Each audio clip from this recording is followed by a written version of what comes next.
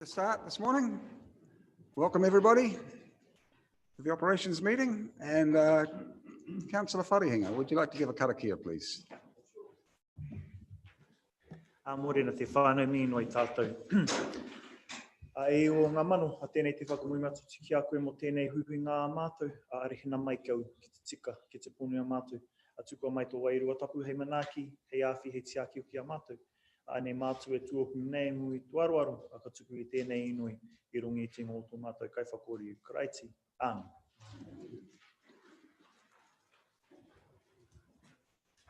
Okay, we've got no apologies this morning. Any declarations of interest? Okay, we'll go to page 5 first for confirmation of minutes. Moved by Councillor Burdett, second by Councillor Gregory. Are there any discussion on the minutes? Councillor Seymour. Thank you very much. I refer you to page 7 of 85 and the item on major projects report, particularly in relation to the 1,000-year bridge. It's had and obviously these minutes were of the 12th of November.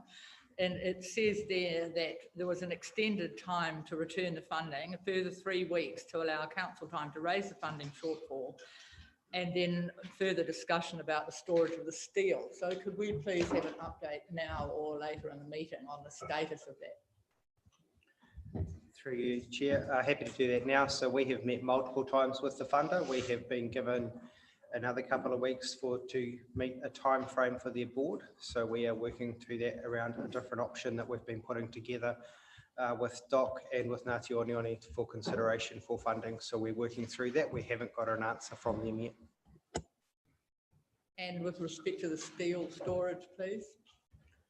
Through the Chair, the steel is still being stored for us down in Hawke's Bay. We've come to an arrangement with the owner.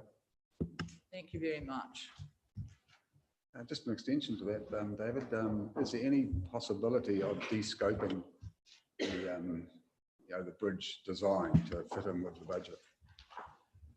That's what we're working through with the funder at the moment as to what a different design can look like, and that's something that we're literally working on, is what is the design that is doable for the budget that we have. Once we have that design, we'll bring that back to show you, but we're literally working through that option at the moment. Can I ask a supplementary, still around the same topic? You know, that project must be costing us a lot of money at the moment for the time and effort that is going into it. And that won't be able to be capitalised against the project if it doesn't proceed. So it would be right and proper, I think, for us to have an update at the next finance meeting, because there's mixed views about that. And I'm sure if you went to the public and said, do they want to see this amount of money now spent on that bridge with all this difficulty? And I mean, the date is from the 12th of November. Well, we're now past the 12th of February. So that's November, December and January, 3 months of time when it was reported in here, 3 weeks. We must have spent an inordinate amount of council officer time on the project. So I think we should know how much that is, because that'll have to be operationalised if the project doesn't proceed. Through the Chair, happy to report back at the next committee meeting, but there has been very little amount of time spent on it. We've been waiting to go backwards and forwards between us and Lotteries. There has not been a lot of money spent on design or anything in the interim. So it's a small amount of time, but happy to report back at the next meeting. Thank you. Okay, Councillor Sheldrake. Thank you. Just a question really around the Endeavour models. I understand that neither the museums want one of the models. So what's the status if the fundraising group, the fabrication group, don't want the models back? What's the status of play, please? So if I may, through the Chair, what is the last sentence of the What groups? If the fabrication group don't want the models back, what's the state of play? So my last correspondence was to Malcolm McLean in November, following the discussion and formal notice from the museum that they were not going to take the model. So that correspondence said that the council would give the gift that model back to the community group, and has representative of that. So it's entirely up to them to determine what they want to do with that model, whether they want to on-gift it to anyone else that wants to use it. Thank you. Councillor Seymour. Just one other topic, thank you, matters arising in the major projects livable communities, and it relates to the pool. It's on page 12, item 10.4.1, and again it reports, and if it's not current, and I know this is current at the time, it says here that the alternate other group that wished to make changes to the floor of the pool had till November to raise the money to widen the pool and have a movable floor. Can we have an update on that too, please? Through the chair, a report will be coming to council, which will have a thorough update of where the pool is at, and that particular request from the Pool Opportunity Group. But we have been working with them to try and find a solution there. So that's the March meeting. Thank you. Councillor Faulkner. Thank you. Just one small question. I see in our action sheet talking about recycling opportunities for rural communities. But I take it from the notes there that having the bin stationed in rural townships was not ideal. Just wondering what the feedback is in that last line, seeking feedback from caretakers as to what may work. Thank you. Through the chair, we have a paper coming to council around the waste options, which includes that feedback. So we were looking at trying to get that to the March meeting. I'm not sure if we'll be able to make that time frame, so it may be the following meeting. It'll either be ops or council that will bring around some of those changes that we're talking to related to the contract, the rural transfer stations and the recycling options. So that's that one that I referred to, yesterday to the Finance Committee, that we're trying to bring up around what we're doing, given where we sit with the contract at the moment for the waste collection. Councillor Dowsing. Thank you. Just the bottom of page 10, the vote by division. The names haven't been correctly positioned there. Otherwise, it would have been a vote for. So I'd recommend that staff look back on the video and see and just get the names right there.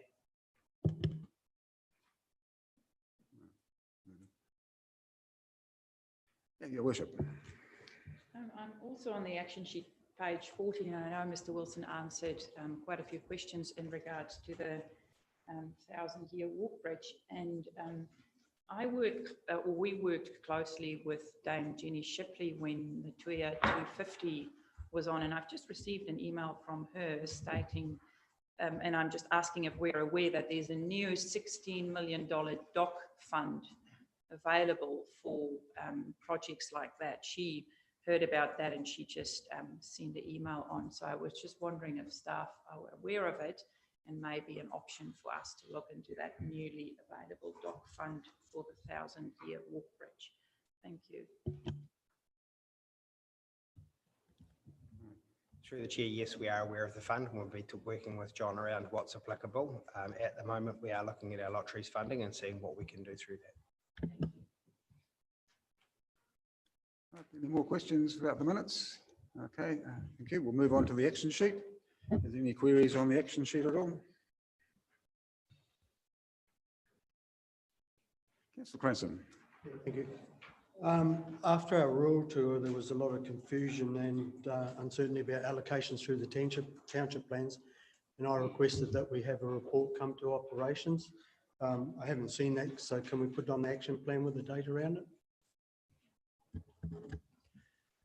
Through the chair, happy to bring that to the next meeting. I know there was a report tracking to that meeting, so we'll have it for that.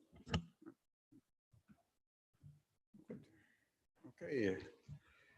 Governance work plan placeholder. There's nothing new on that.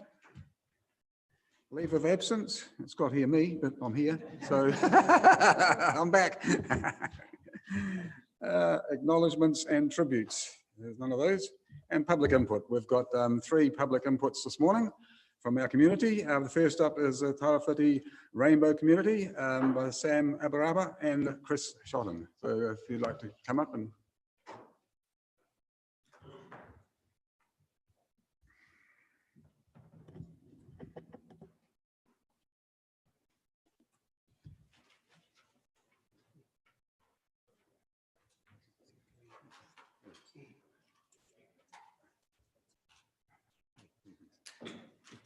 a microphone going for you. Enough seats there?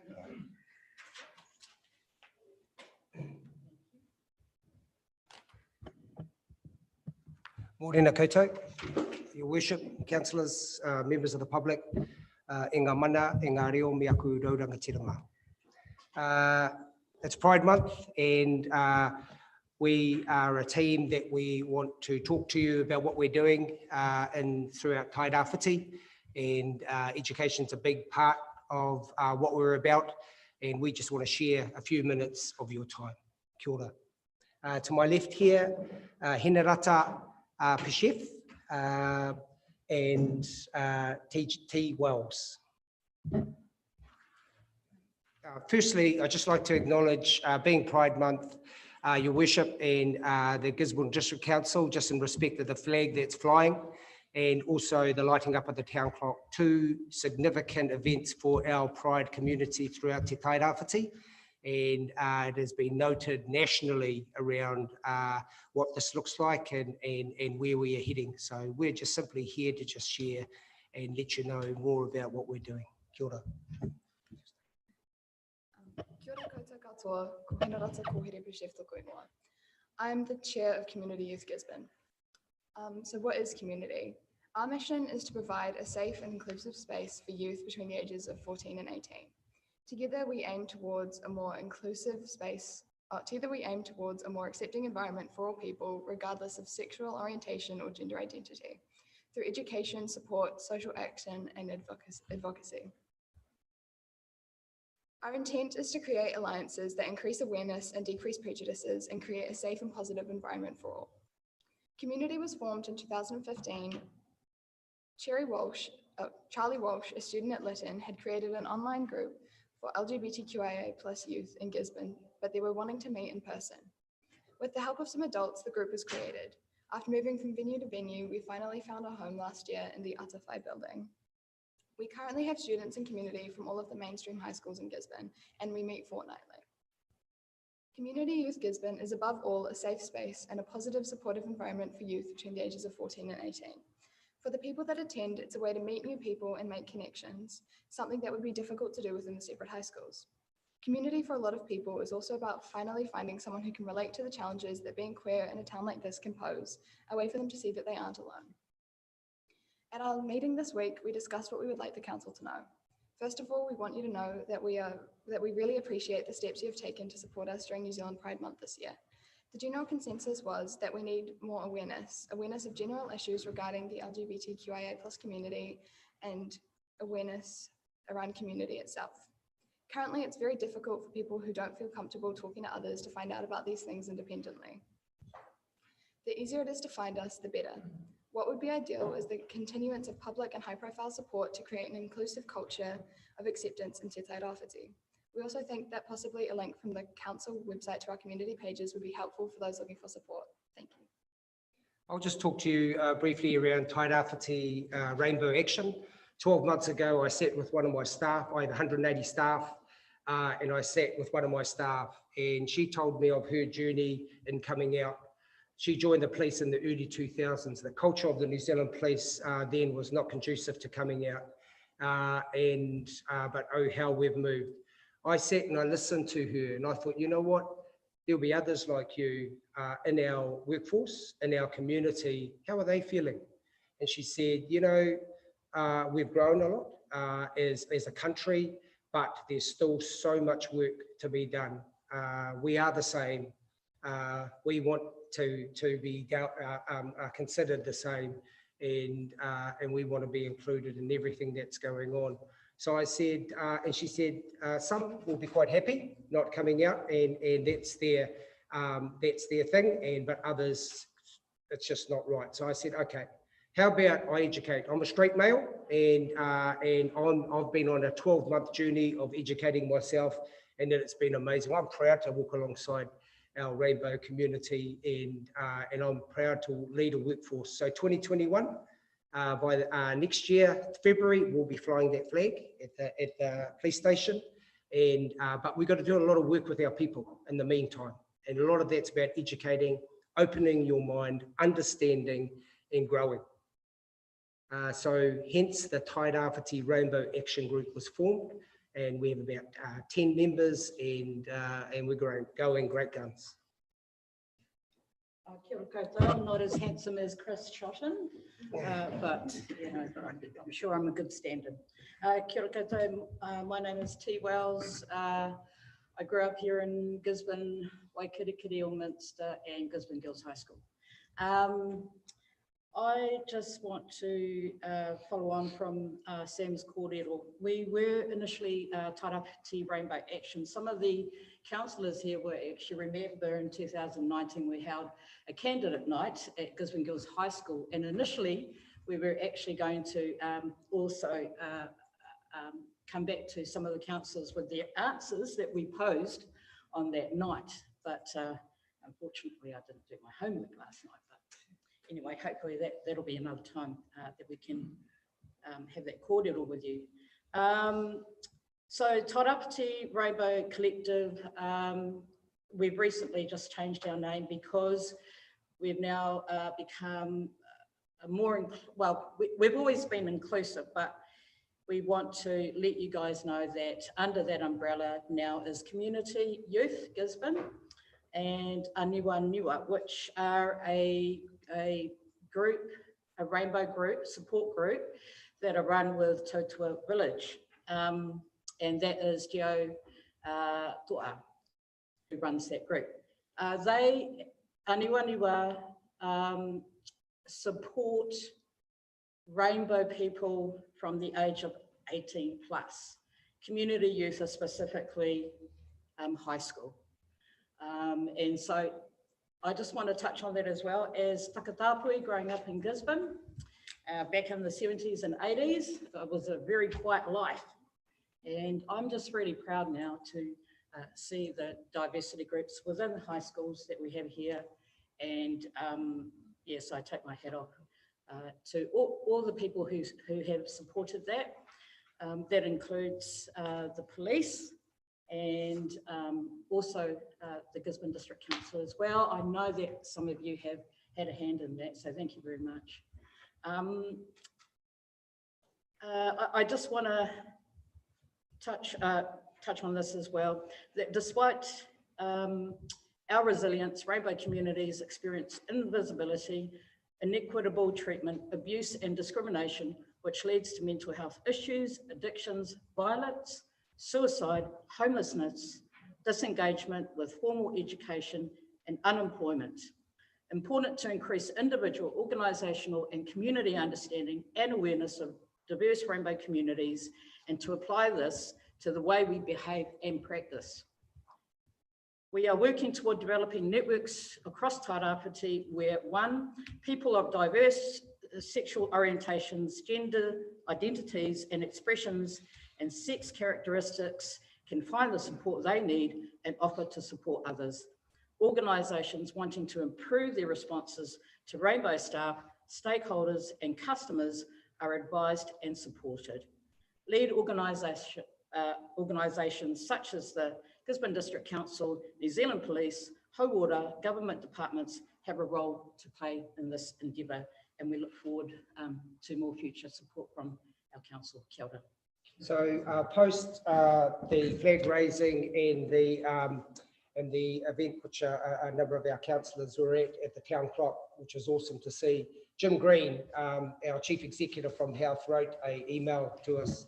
February is Rainbow Pride Month in Tairāwhiti, and it was an honour to be invited to the rainbow flag raising ceremony at the Gisborne District Council yesterday. The rainbow community in Tairāwhiti is diverse and strong, specifically seeking this year to celebrate the large contribution made to our community. Pride Month is an event that is drawing support across the wider community. In health, we are especially well placed to be leaders in addressing both the health needs of people in the rainbow community and to further advance tolerance and acceptance. The speeches made at the flag raising were both stirring and humbling. Stirring because we totally support the endeavours of all the people of Tairāwhiti to be accepted and cared for in our workforce, and as people requiring health services. Humbling to hear the journeys our fellow community members have been on and the hardships faced.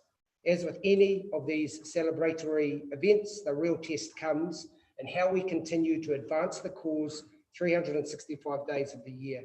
We can do this every day in weaving into our awareness the rights of lesbian, gay, bisexual, transgender, queer, intersex, and gender neutral people to self-determination and consideration. Our family members, friends, and wider communities deserve no less. So that's us whānau. We're on a mission 2021 to raise awareness and celebrate with our community and open people's minds and become a more inclusive tairāwhiti. Kia ora koutou. Yeah. Thank you so much for that. There might be some questions. Have we got any questions at all from councillors? No? Everyone's all happy. Fantastic. Thank you so much.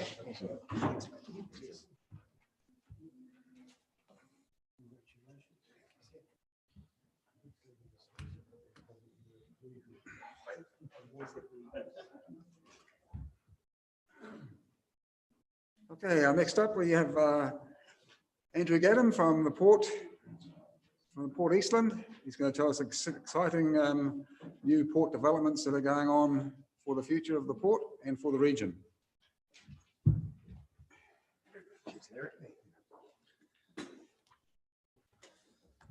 Morning, Andrew, everybody. For those that don't know, I'm Andrew Gaddam, the COO for Eastland Group. For those that have been at the table for a wee while, you've seen a couple of presentations like this from me over the years, and it's pretty exciting. I'll walk you through where we're at, but we're really about to get into it. So Sam Abraham actually asked me why I was here, whether I was here to ask for money. I'm not here for ask for money.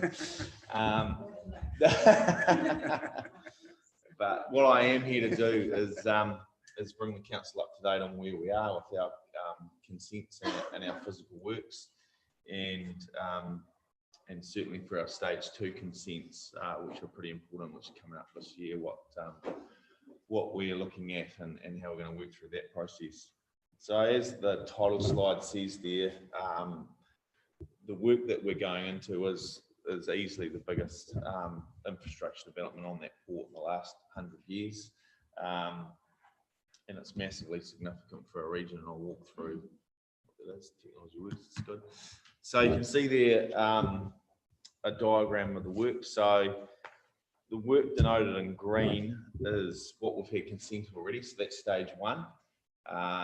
And at this stage, we're just working through a process with a couple of contractors, and we're looking at probably awarding a contract towards the end of March, and we'll start work on the port probably June, July on that project.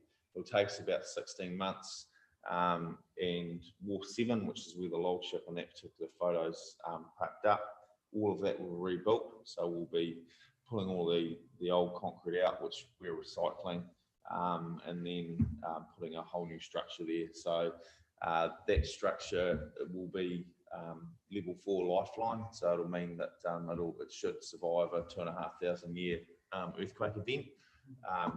Heaven forbid should we have one of those. It will be standing. I don't know how the rest of us want to look at that point, but we'll have a wharf to use, which will be good. So that's that part of the project. And then across the way there, the slipway, which was sort of constructed around when they put the river training wall in about 1925. That's pretty much had it. So we're going to rebuild that site as well, pull it back, and tidy it up. And it'll just basically be a rock revetment wall around the whole thing, which will be good for the crayfish, and tidy it up. What ultimately happens with that site, we're still working through with our iwi groups on what we're going to do out there, but for a start, it'll just be a greenfields site. So I'm happy to take any questions as we go through. Stage 2, which is sort of the gold yellow coloured there. So that's the work that we're working on at the moment in terms of the consents. So that will be about 1.5 hectares of reclamation shown at point 4 there. The rebuild of the outer breakwater, which anyone who's been out there lately will know that that's in dire need of repair. So that will be rebuilt, and some work on the inner breakwater as well. As well as that, there's a chunk of dredging and channel deepening that we'll be doing as part of in the inner harbour there and the tuning basin. And if so, we're planning to have those consents that are lodged sort of middle, sort of probably third quarter this year at this stage. And that they're progressing reasonably well. I'll just flip forward unless there's any particular questions on that. Yeah, Kerry. Just wondering, while you're rebuilding stage one, Yeah. what becomes of shipping? Yeah, it's a really good question. So, that particular photo is a little bit unique because it's got the log ship parked on Wharf 7. Normally, our log ships are parked on Wharf 8. And that particular photo was taken early January. We were doing some work to Wharf 8, so we moved it back to Wharf 7. So Wharf 7 will be out.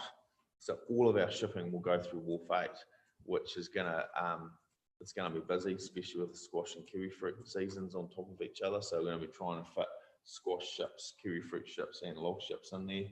And yeah, it's going to be really tight, is the short answer. So we're going to struggle to fit everything in over that time, and there's very little we can do about it, unfortunately. We're working with all of those industries at the moment to see how we can sort of ease the pain as best we can, but particularly over the peak produce season, sort of mid-January to sort of March, April, when we've got a kiwi fruit and squash vessels coming in as well on top of the logs.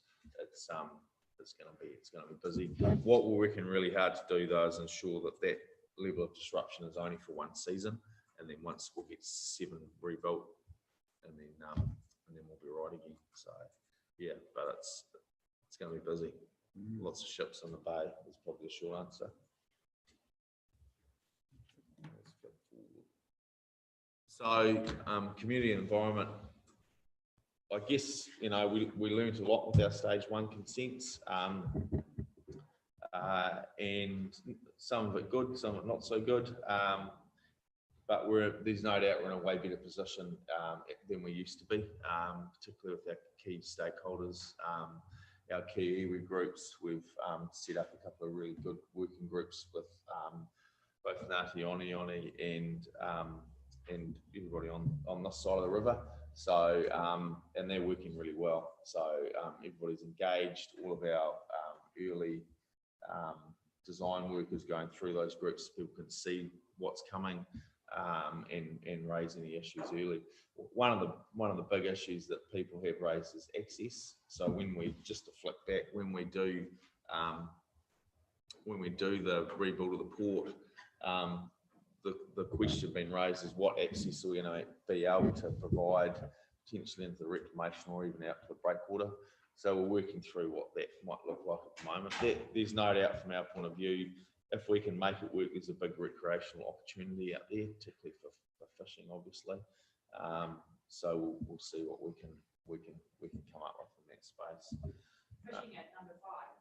No, actually trying to get people out somewhere around the breakwater or the reclamation potentially. Yeah. We've done a lot of work on Te Takataia in terms of its location, and we've kind of landed where that is within a rough margin, I suppose. That area has kind of been set aside within the port now, so we won't undertake any capital dredging within that area, which is, you know, I think that's started to heal a few wounds of the past in terms of the port and what happened there back in time, which is really positive. You can imagine there's a huge raft of monitoring that we're doing around the port, around our both with the crayfish, our stormwater monitoring. It's pretty intensive. All our dredging surveys, our spoil grounds, everything is monitored, sampled on a really regular basis, and all of that is getting reported up to these groups, as well as our port stakeholder groups. So we've got a group that meets every quarter, and so those results all go to that group as well. Tell us what impact, if any, it will have on the crayfish nursery, which kind of exists in the piers of what you're going to develop, what you're going to destroy? Yeah, so we've done a huge amount of work in that space. And the short answer, it's all a little bit inconclusive because the work that we have done, it's hugely seasonal in terms of the settlement. So some years you'll get a really big settlement and they'll be literally all over the port, like in a harbour, everywhere. And other years you get a very low settlement, which will be, and there's not just our port that's monitored, they monitor Koiki Beach, all up the coast. There's a whole lot of sites, and they usually all align with each other. You don't have a big settlement in one area and a small settlement in another area. So so it's been a bit tough to try and get some baseline data, but we have now got in place probably the best monitoring in New Zealand in terms of what that looks like. And all of the work that we're doing is basically built around, particularly the slipway work, is around building habitat. So that's why we're not sheet piling, it's why we're building rock revetment walls. So we build all the crevices and what have you. And we've also, as part of those consents, one of our trade-offs that we made is that we won't sheet pile Wharf 6, which is what they call a pile and beam structure. So that area under there will remain as well. So and then we'll use that for monitoring as well. So, but we've done a lot of work in that space this year. Yep. Can you just point out on the map where the rock actually is? God, goodness help me. But it is roughly back at here. So you see our dredging stops here by this line. It's somewhere back in this area here. We believe from the work we've done overlaying the historic sort of contract that the port had, aerial photos and a whole lot of geo-referencing. It's pretty much as close as we get. We've had it peer reviewed by Pam Bain, peer reviewed it actually, and we've also with Ngāti Onioni done some work on it, and that's more or less in that area by the look of it. Yeah. While you've got the map up there like that, when it's all finished, where will be the public access where the reclamation is and the extension? We don't know yet, Larry. We just got to work through how we do it. There's a few issues around public safety and things, obviously, in terms of particularly if you get the weather gets up out there and what have you. So we've just got to work through in our designs what it's going to look like. We'll try and get the public. I mean, we're going to open up a section of that seawall with the seawall project, which we've heard about this winter when we rebuild the eastern end of our seawall down here. We're opening up a section of public access at that point, and then it's just a matter of figuring out how we would do that further down the line. Yeah, but it's certainly in our thinking around how we would make that happen. Yeah.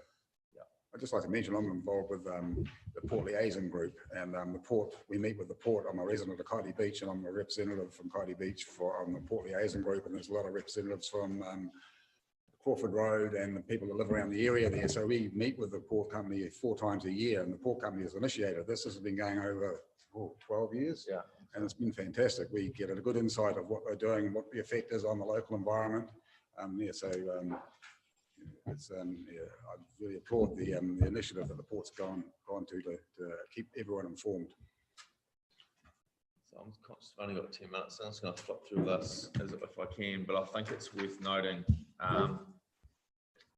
the impact of our port, because it is our port on our region. So pretty big number in terms of what it adds to our regional GDP in terms of dollar value and percentage wise. Probably the most staggering number though is the one at the bottom. So there's by the work that we've done by Dr. Hughes, who's an economist, we're at about just over 5,500 jobs in our region are related to the port activity. So, and that's as we stand today, which is a reasonably large number. But if you fast forward to when we have all the works complete, there's some numbers on the left there that relate to the actual initial injection of that work. So there's 100 odd jobs that will come from rebuilding the port, 80 odd million dollars that'll go straight back into our economy. But most interesting is the ones on the right. So when we've got the port rebuilt, it'll allow us to put 2 vessels of between 180 and 200 metres in the port. Those vessels will be probably, this is what we're aiming for, a mixture of log ships, but most importantly container vessels. So we're working really hard to try and get the coastal container shipping thing going. And if we can get that working, then the net benefit to our region is going to be about 3,000 extra jobs. So there's no doubt the work that we're doing is, I don't know, I haven't come across anything else, but it's the single biggest job creation project in our region by a country mile. And it is important we get our containers moving out of our region for our exporters and ultimately our importers. We suffer the tyranny of distance. Carbon miles are going to become a bigger and bigger thing for our exporters over time. And coastal shipping and shipping in general is by far the lowest carbon to market. So one of the key strengths of the strategy we're trying to deploy here is being able to get containers into and out of our region. Because in the near future, we're probably not going to have a railway line, but I think if we can get a viable coastal shipping service, then that will more than compensate for the line. Yeah. Is that a direct report of the direct result of the agricultural horticultural sector in this town? Yes, yeah, it's all of that. Yeah, port, ag, and forestry, our primary industries. That's what's driving those jobs. Exactly. There's no two ways about it. Yeah. With the extra capacity, with the extra ship, is that going to require extra capacity for log storage? More capacity, sorry. For log storage. So that reclamation is the bare minimum we can get away with to run that port. I guess if you said to the ops guys, they'd say, well, we need another 6 hectares of log storage on port. That's not going to happen for a whole lot of reasons. Environmental, cultural, economic, the list is long and endless. So the strategy is more to move, there'll be more off-port stuff. So the containerisation, for example, will be done off-port. So everything will become pretty much just in time through that port. That port is, rather than a storage site, will become a gateway, and we'll transit stuff into the port from off-site yards. Yeah. Andrew? Yeah. Just once this is all in place, how many truck movements a day do you believe will be running to and from the port? So at the moment, we're about 3 million tonnes, and the other day we did 530 trucks in, so 1,060 total. That's just logging trucks for that. So the time we put some containers on top of that, and a bit of extra growth, I mean, we're going to be probably 1,800 movements through that intersection, I'd say. I mean, I'm just guessing. We're doing that work at the moment, but it's not going to be insignificant. Off that state highway is going to be busy. It's busy now, obviously. So yeah, there will be. I guess the one thing we're looking pretty hard at, though, and we've just got an electric water truck on port, is that into so the stuff we move from our off-site areas into the port, whether we can electrify that. So that's really leading edge stuff at the moment. I'm not saying we're going to do that tomorrow, but it's certainly something we're looking pretty hard at, because it's a straight shot, it's all flat, it kind of works for that type of technology at the moment. So we're hoping that some of that transshipment stuff we can use that technology for. Yeah. And I'll just leave you with one last slide, which is Port 2030. So we've done a couple more slides, but one more. We're doing a bit of work. This is going to be rolled out very shortly to the public. I guess the context here is that the port is more than just logs onto a ship. The port means a whole lot of things to a whole lot of people, whether it's fishing down at the wharf, doing bombs down there, heaven forbid, using Kaiti Beach, it's the fishing club, it's all sorts of things. And so Port 2030 is really around the vision that is the inner harbour as well as the operational port, and kind of how that all works together. So it's a bit of a design around that, which you'll see more as we roll out. And I'll just leave you with this last slide. Key messages there: we're tapped out. There's no more room in the inn. You only have to look on the bay in the last few weeks to see that's the case. We have squeezed every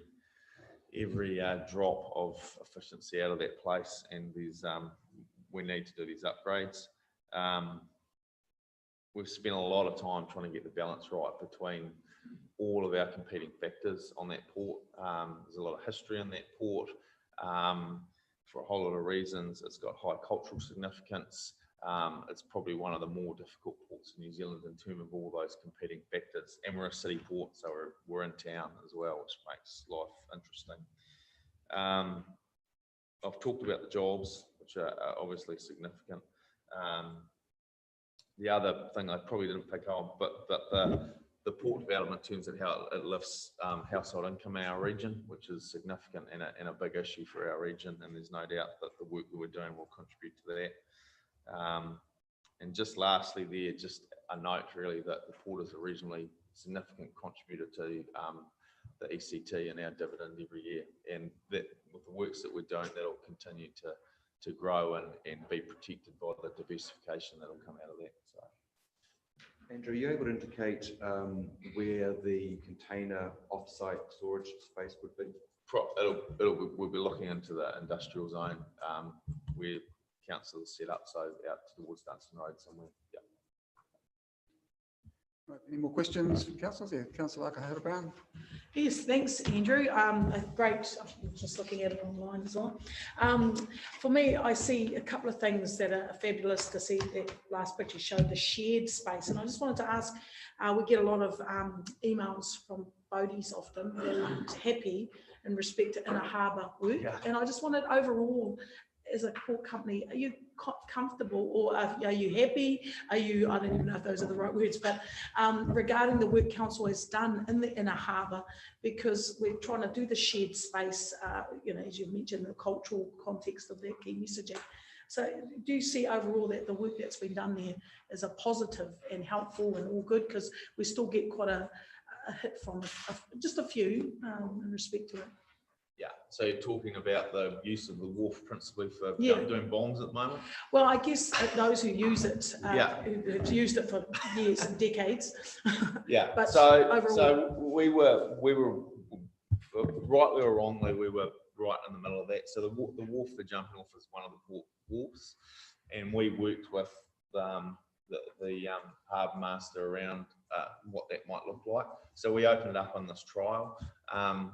My office sits there and looks directly down there, and I've been down there a few times, judged a few impromptu bomb competitions, and I know there's been a lot of flack, but my observation is if the Māori wardens are on site and people and they use the area they've been given, the conflict is pretty much negligible, quite frankly. Is that they happily get on and do their thing. The boaters have got the boat ramp, it keeps people out of swimming out of the boat ramp.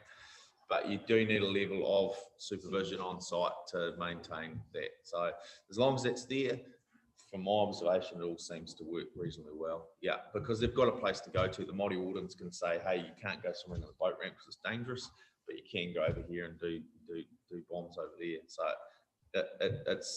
it seems to work, is my observation. In fact, we're looking at spending a bit of money just tidying it up a wee bit. So yeah, we haven't got I mean, as I say, we've been directly involved with it. So thanks, I appreciate that, because I'm just writing an article about it, because in certain parts of New Zealand, other harbours have got bombing. Yeah. My other question was, you did say it's kind of ever so slightly about rail.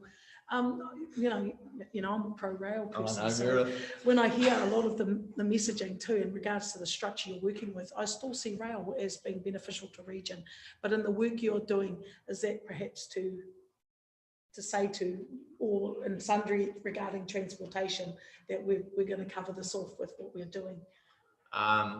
Was it? Look, I'm not going to. I'm smarter man than getting into the rail debate, but all I will say is that the options that we'll have for the region at the end of the project will complement rail if it ever comes, but also mean that we're not stuck without an option if rail doesn't come. So that would be my. Your worship. Andrew, you've been working with our harbour master, and thank you for that, to create a space for our kids, and also a big shout out to the Māori wardens. One thing I want to know from you, I know that that area has been trialled, but still a lot of our boating community feel that the boats are still moving through that channel. Are you considering doing trials as well that move the kids more around the area, what was developed, by Lone Star, that bit where there will be no boat movements and the kids would be out of harm's way? I'm just wondering, with doing this initial trial, if it isn't worthwhile trying out a few other areas as well and seeing if it makes our kids and our boaties safer. No, look, we're open to working with Harbour Master if that's it's slightly more difficult down there, maybe, but we haven't had a good look at it with them yet. But we're happy to have a think about it with them and trial it. I mean, that was the idea, is that we trial it out, and if there's another area that we want to have a go with, then we can do that. You know, I mean, our board is supportive of working with the community on what this might look like. So if there's another site that we can trial out, then we'll do that. Yeah. That's one, because ultimately we want the kids to have fun, but we also want them to be safe. Yeah, no one wants to get hurt. Yeah. Well, thank you for that. Councillor Gregory. Just a quick question. Yesterday we are talking about fees and charges. Came up about logs that accidentally fall off into the harbour. Yes. And what happens with them? Yes. It wasn't quite clear. If you could just tell us what happens to those logs, that would be great. Okay, yeah, so they, it does happen occasionally. They go over the side of the ship or either inside the wharf or, and they're picked up. So there's a vessel that picks up, and the stevedoring company gets charged a pretty high fee for getting them dragged out and brought back so they can be picked out of the tide, basically. Yeah. So we, So they go out and then well, they know that it's gone over and they have to report it, or we set on the camera, and then they get picked up by a runabout and dragged in and picked up off the wharf. Councillor Wilson. My question was just around the knock-on effects of this development, because we clearly, like you say, it's going to have an enormous impact locally. I think that last time I checked, there's like 220 jobs on Trade Me already. The housing clearly is just about at, well, it is essentially at capacity. There's kind of some implications from this for us as a council, and to what extent are we kind of, how is that coming across and through to us in terms of the urgency? Like you've got some timeframes, kind of broadly when this is going to really start to ramp up and impact. In the absence of some things changing materially in housing, particularly, that's going to create some constraints on your ability to deliver those jobs. Yeah, there's no argument for me that there's no one part of infrastructure can move forward without the rest of it moving in line with it if you're going to receive the benefits. And there's no argument for me on that, unless everything goes in reasonable lockstep, then we're going to struggle to deliver on this, quite frankly. So yeah, it's a regional issue. As I say, it's our port, it's not my port, and it's not Eastland's port, it's the region's port. So it's going to deliver a whole lot of opportunity. How the region decides to capitalise on that opportunity, is a whole nother question, and a perfectly valid one. We're going to need all of the things that you were talking about.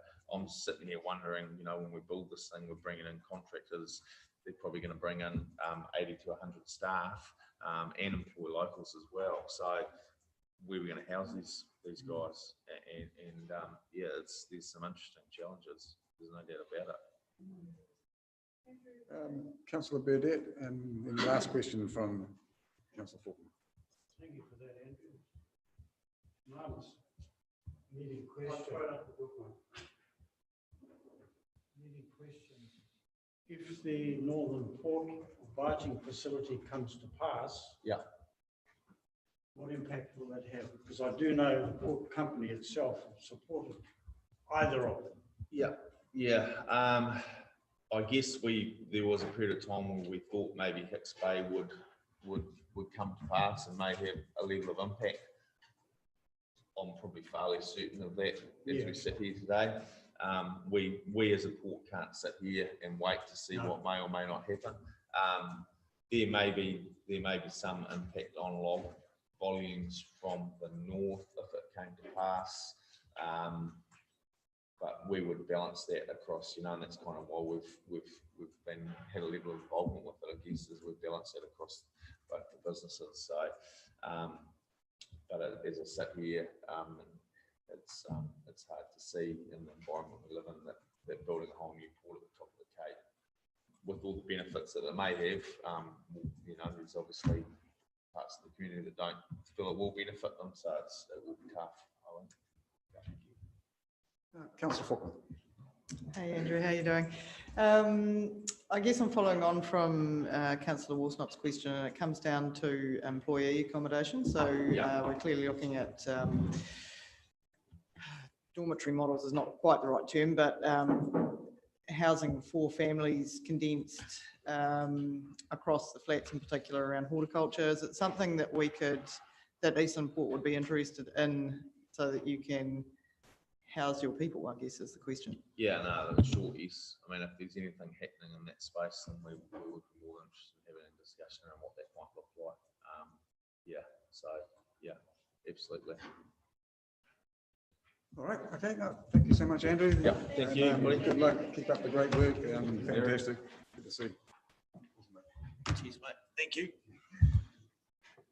All right, okay, our last presentation is by Mr. Brett Lysart and Colin Selby about the Stout Street traffic calming, and we've got that coming up next on our agenda.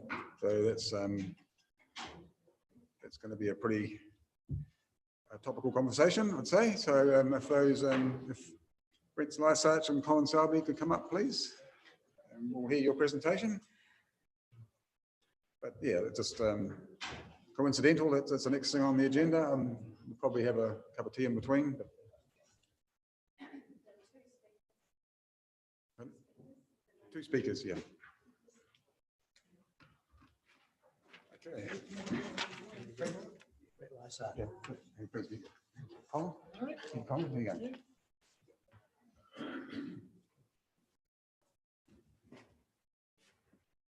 Sit down if you like. Or Sam, how do you feel? Yes. I'm Brett Lysart. I live at 95B Stout Street. So thank you, Mr. Chairman, Your Worship, councillors, councillor, CEO and staff for this opportunity to talk regarding the speedsters on Stout Street. So referring to Dave Hadfield's report, 21/8, traffic calming measures Stout Street. 128 kilometres per hour on Stout Street, with school children crossing from Hall Street to the Botanic Gardens footbridge. This was clocked by police radar. 128 kilometres per hour. The speedsters on Stout Street need to be stopped now.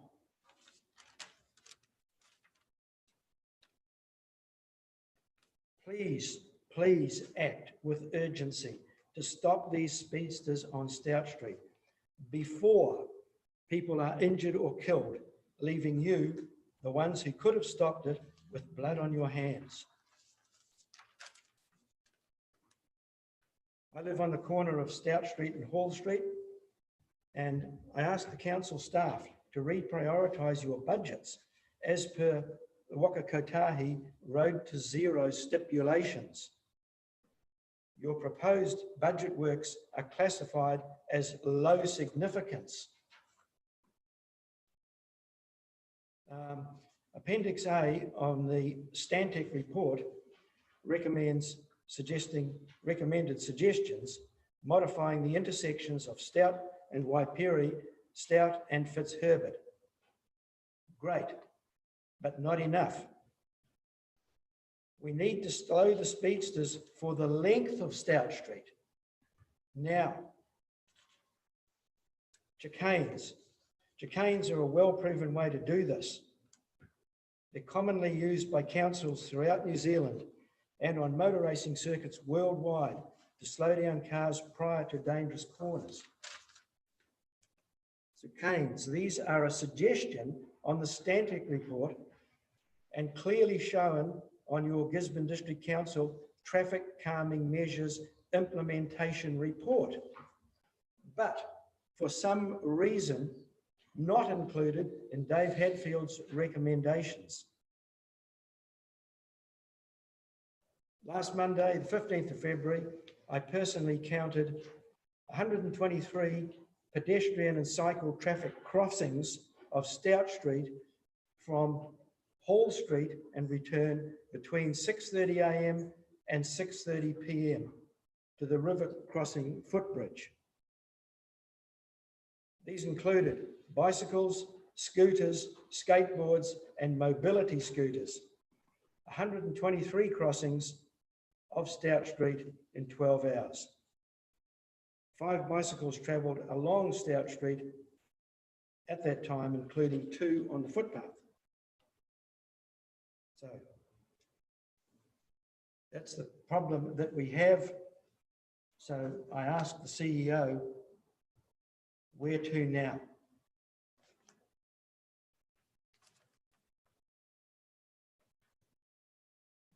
It's not up to the CEO to discuss that at the stage. We'll be talking about this at when we bring up the paper, which will be after our cup of tea. So we'll discuss that then. All right.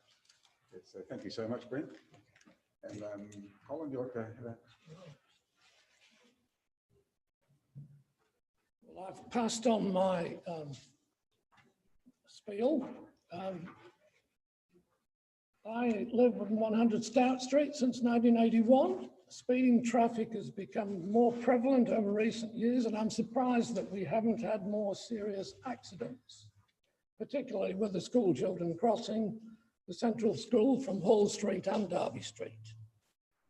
I've written to the newspaper offering to pay for the erection of a speed camera on the corner of Hall and Stout Street on the basis of receiving half the fines, which I thought would be a very good earner. There's no comment on that. I've also written to the police with a copy to GDC concerning the level of speeding traffic on Stout Street. Again, no reply from either. The current and common sense action needed for GDC is to pressure the police to install a speed camera on the corner of Hall and Stout Street, pointing both ways would be my preference. The action would give information as to the number of vehicles exceeding the speed limit and the range of speeds. Speeding fines would alert motorists, and ones whose speed had just crept up would correct and return to the legal limit. The reckless and hoons would occur much heavier penalties, and in some cases, hopefully be put off the road. A position positive for all Gisborne traffic. The results can be reviewed after a period to see how effective it's been and be a quick and economic effort to reduce speeding traffic in Stout Street. And I request GDC to take this action. There were just a couple of other items cropped up in the newspaper last night. One was a letter from a gentleman commenting on speeding in Wainui Road, and also added, along with Lower Stout Street, it is looked upon as a speedway by a few idiots. So it's generally known. I notice also Josh Ferryhanger's column last night is commenting on the 2 supposed bridges to slow traffic and allow people to cross. But evidently that's 3 years away. We want something doing now, please. All right. Yeah. Thank you, Colin. Thank you, Brent. And yeah, we've got some questions from Councillor Robinson. So as I understand your presentation, your concern is about the speeding, not about the amount of traffic actually using the road. It's about some Is that speed. question to me? Both of you. Yeah, most certainly. 128 kilometres an hour clocked by police radar on Stout Street with 123 people a day, predominantly school children, often with earbuds and what do you call it, speakers, etc., music, crossing to go to school, crossing from Hall Road where I live, 128 kilometres an hour. So we see this frequently, living on the corner.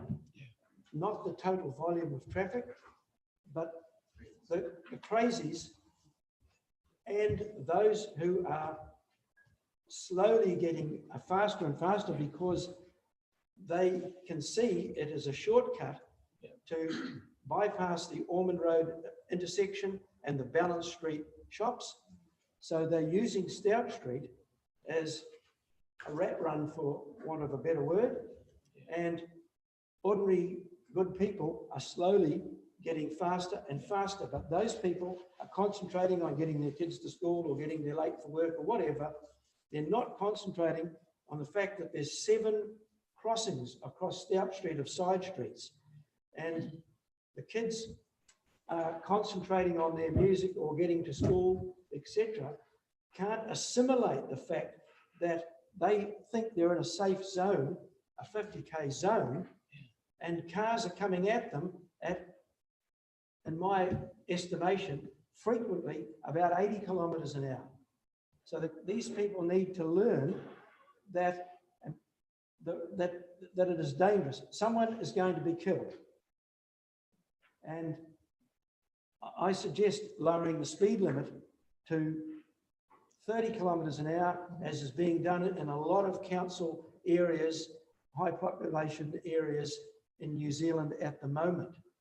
And then policing it. I've spoken to the police, I've been to the police at this police station, I've sat in their cars when they do come with the radar and asked why they cannot come more. They say that their officer in charge of police in Brisbane wants them out on the main highways, not on Stout Street.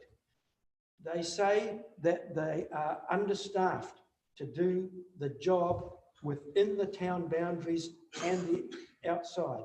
They say that various governments say the extra police they employ per year, but they never say how many police leave the force. This is coming from the police officers in the patrol cars with their radar and speed cameras. So it's a double issue.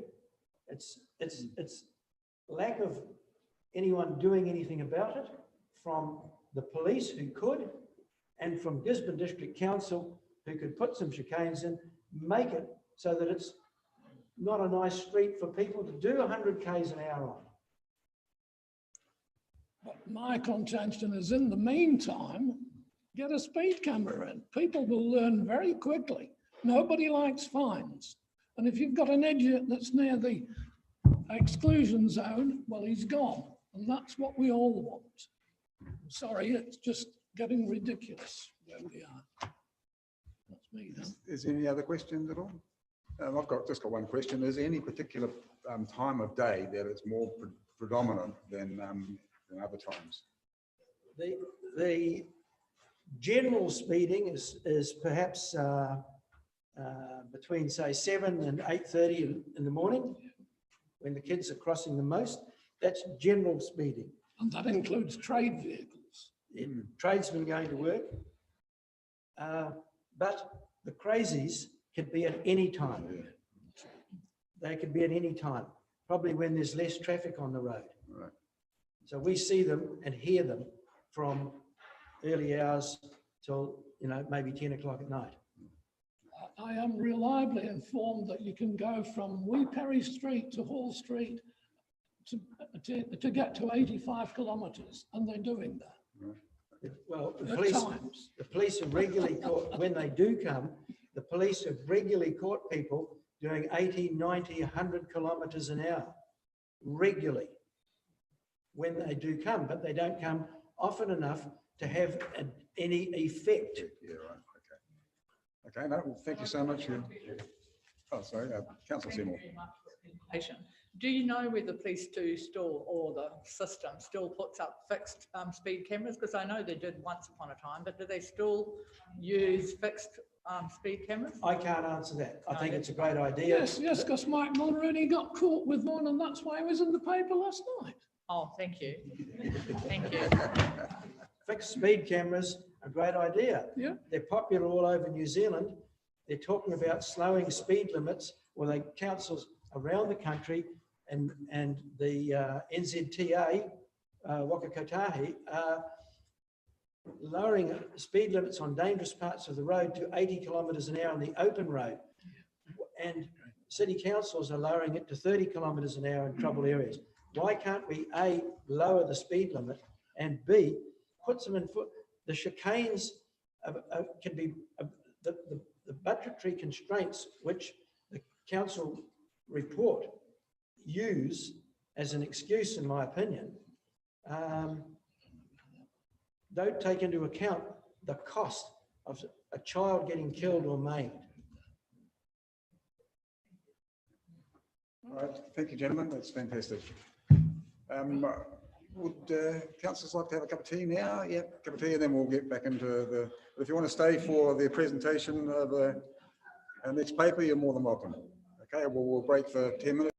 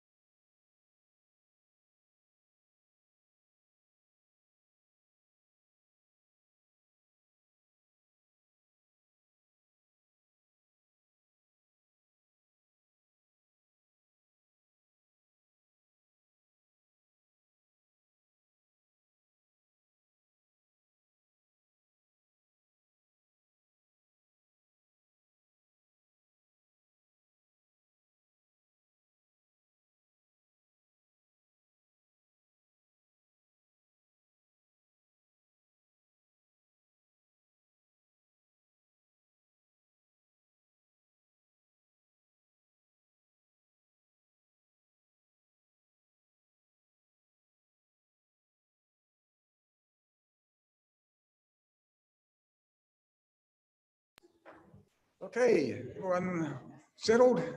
We're back into it. Page 16, request for traffic calming measures. David. So if I may just introduce this paper to the committee. So we've had a number of submissions to council regarding speed issues along Stout Street and what traffic calming measures can be put in place. So this paper covers off the report that we've had back about how best from a staff advice to slow people down along Stout Street, but then also taking into consideration all of the other serious issues we have at intersections and other issues across our urban network. So you can see in there that we've given you our full spends for this year, which are fully allocated, and you can see we've committed the budget against those as well. But then also looking at our projects that we have for the following 2 years and where we have committed those projects as well. So as you can see from the budgets, we do have a large budget, however, it's also oversubscribed. Particularly those of you on the Regional Transport Committee would know that this is a budget around schools in particular that we have allocated and oversubscribed. Every school wants us to do safety improvements. So we have got the options that are there. We have priced those up and they are the ones that cover how we can safely make changes to Stout Street, but then also Tyndall and Domain roads as well. The last thing I would just say before, I know the floor's looking at me to hurry up and finish, but the last thing I would say is speeding is a police issue. Yes, we need to make sure our roads are safe, but anybody doing 128k an hour in a 50k zone, that's well outside what GDC can enforce. That's a police issue for the police to be dealing with. David, would you like to add anything? Just more of a quick update with the report. In our discussion with Waka Kotahi, what they've said is now the school program, they've reviewed that and they've shifted that into the Road to Zero category. They agree that with the Ministry of Transport, once they look at prioritising funds across the country, that program will move into that. So that's all I do with, just to do any clarifications. Okay, I take it as read. Councillor Seymour, you have. Thank you, Mr. Chairman. I appreciate that there's a lot of work provided here in support of it, but I also acknowledge that we've had a number of submissions over a number of times, including, back in Mayor Meng Foon's time, the gentleman from Upper Stout Street came a couple of times talking about speed in Stout Street, so it's not just a recent issue.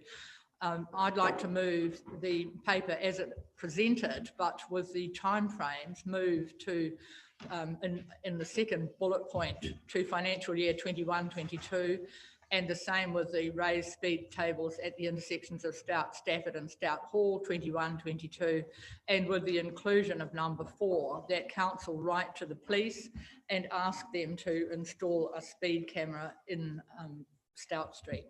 I've touched base with Mr. Wilson. I second that. Thank you. I've touched base with Mr. Wilson and he advises that putting these into the LTP at those new timeframes, we can consider that. So just to clarify for the committee, to move those forward will be subject to NLTF funding, so the National Land Transport funding. There's no money this year. It'd be something that we would have to put into year 1 of the LTP. So that's where we would put it.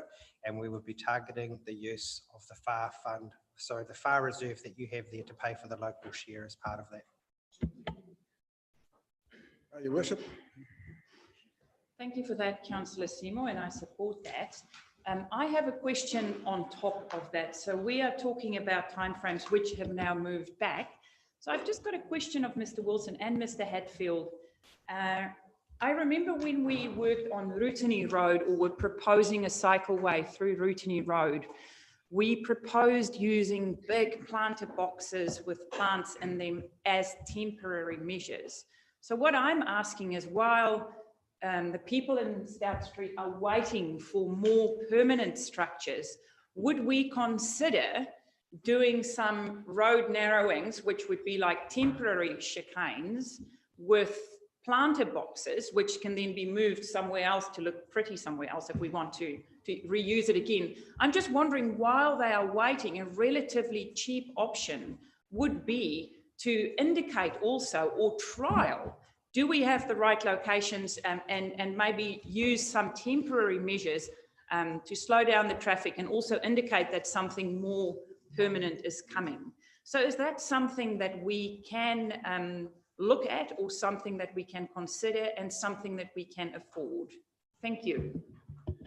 So through the chair, for us to drop a speed limit in a 50k zone, we would have to drop the speed. So we'd have to drop speed to do anything like you're saying, Your Worship. So that's something that we would be able to look into. I don't want to commit to it at this table because it's something that we'd actually have to check the legality of with Coptum to actually make sure we can just drop the speed arbitrarily. We can drop speed, you know, we do all the time, we do temporary speed changes, but that's for specific reasons. So it'd be something that we can go away and look into and see whether or not we're actually able to do that.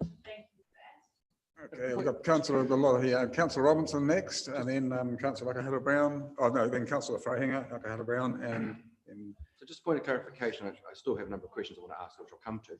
So just on that point, are you saying that in the long-term plan, putting speed bumps in there will require a speed reduction, which we would have to work through? Because that's not even talked about in this report. Sorry, through the chair, just to clarify, I'm talking about if we drop the speed for temporary messages Her Worship's talking about, we would need to look and see the legality of dropping the speed for that. For the raised table crossings on Hall Street, we would be able to do that without lowering the speed for that. It's a different intervention. do you have another question, Councillor Robinson? There's Councillor Frehinger, then Councillor Akahara-Brown. Thank you very much, my colleagues. Thank you very much, Mr. Chair. I'm in full support of the revised recommendations, not only because of what we've heard from the Stout Street residents today, but also what we've heard from the Stout Street residents my entire time I've been on council, and also what we've heard from the Tyndall Road residents my entire time I've been on council. I do agree with what is being presented in this paper in regards to treating those certain areas. But I do implore staff to come back with us to kind of target those other things, like what we heard from Stout Street around those 7 intersections of crossings of families across Stout Street. Like we've already heard from the Tyndall Road residents in regards to the kohanga that's up there and the massive amounts of kids from that kohanga and from Waikirikiri that cross across Tyndall Road. These are very common sense things, and I think that they need to be implemented and put into our future work plan. And I'm a big advocate and I'm a big supporter of what the council organisation does in regards to our community.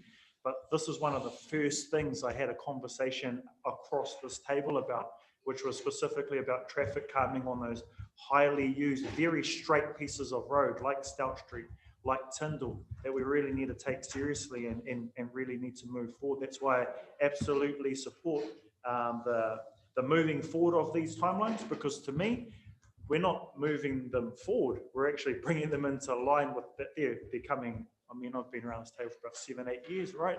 It's one of the first things that we had a conversation about. So it does feel like it's maybe 6 years too late in regards to some of these things. So I'd like to see us I would like to see us bring some things back around the chicanes idea, which was great from Your Worship, but then also about some things around the kohanga up at Tyndall and things like that, because these issues aren't going to go away, and it'll be great if we could get them to bed now or relatively soon. Thank you very much, Mr. Chair. Okay. Councillor Akahara-Brown. Thank you, Mr. Chair. And yeah, I also would like to support the kōrero we're having and certainly thank the residents who have come in today and have over the past years, as Councillor Wharehinga said, I too have been here for that time frame. This is about safety within our urban and residential, spaces. And I'm, really aware that we often do traffic promotions around safety, and I've been on the Regional Transport Committee where we've debated around drunk driving and we've put up signage, etc., to promote, doing better in our driving. So I'm wanting to ask, where are we in educational kind of frameworks in the bigger picture, because we need to challenge these young, often, I know it's not always young, but there are mostly young people who are traversing these spaces at high speeds. They've made little racetracks for themselves in quarters of urban residential spaces to see what they can do in their souped up kind of cars. And it is part of a youth at risk framework, risking things. So I'm keen to see what we can be doing in partnership through the regional transport with our police, with the community groups that are at that table, because we know we get asked for speed support to slow down cars across the whole region, and we say if we do it there, then we might have to do it here, et cetera, et cetera. So how are we attacking this issue as a whole? Because it's growing, it seems to be, and we've got an aging population and are really concerned about their grandchildren crossing streets, roads that they're supporting. So how are we doing as a whole region and managing the whole kind of work that needs to be done to educate young people about their driving? We've known for years Stout Street is a space people choose to go very quickly up to get away from Ormond, etc. So I'm just wanting to look at the bigger picture for this, and so that we're not going to start seeing a rise in asking and request things, but we're seeing education of drivers. Where does that sit? And you know, is it doing its job as far as education of our young drivers getting their licence? Mr. Hadfield, I'm not sure if that's in your domain or Mr. Wilson's, but we do need to act now. So through the chair, we have our road safety educator that goes out and into the schools to actively meet with teenagers that are learning to drive. We have a number of initiatives looking at educating our youth about how to safely use vehicles. One of the reasons that Dave and I are smiling is because we both know we've got a paper that's coming to the next council meeting that's looking to lower the speeds across the urban area here in. So for those of you that remember, we have been looking at the speech management plans for Tairāwhiti. So we've made some recommendations around the rural network and the rural townships. However, the next part is for the urban area, and as you're probably guessing, we're looking to lower the speeds in the Gisborne urban area and then look at what traffic calming measures come in alongside that at the same time.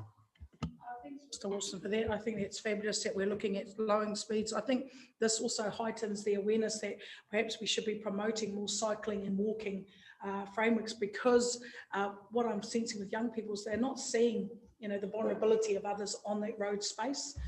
So if it means in our land transport plans and our regional discussions that we promote, you know, the cycling and the walking, so that young people get the shared space that roading is.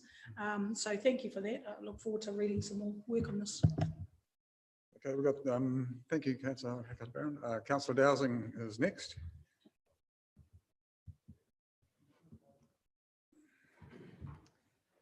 Thank you. I had a couple of questions, primarily around the choice of options. One being the raised tables over the chicanes. We'd heard interest in chicanes from the residents themselves.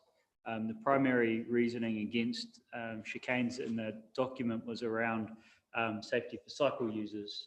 I've been through chicanes in Europe many times, and they have a cycle lane on the inside and the vehicle lane on the outside. Why, I mean, is that not an option? Just to answer that, what councils are finding, not with chicanes, but raised tables, is certainly we've got connections with footbridges. You really need to make that much easier for pedestrians and cyclists, and that's what the raised table will do. Hastings and Napier are starting to do that. And so one of the chicanes, yes, they work. One of the issues they are finding too is you know, the road sweepers, the drainage gets impacted, and the utilities team go to the roading team, hey, it's okay for you, but now you physically have to get someone out and sweep that area, whereas before the road sweeper could just go through. So it's just that's a great answer. Oh, okay. It's just evolving. Yeah, the thought of the visibility from planted areas for crossing spaces is important as well, and also, you know, might be minor, but more planted areas means more OPEX, which isn't necessarily wanted. The other part was that, and it's addressed by the change in recommendation, but the left turn being prioritised at each end, well, that's a deterrent only to traffic volume, not to speeding.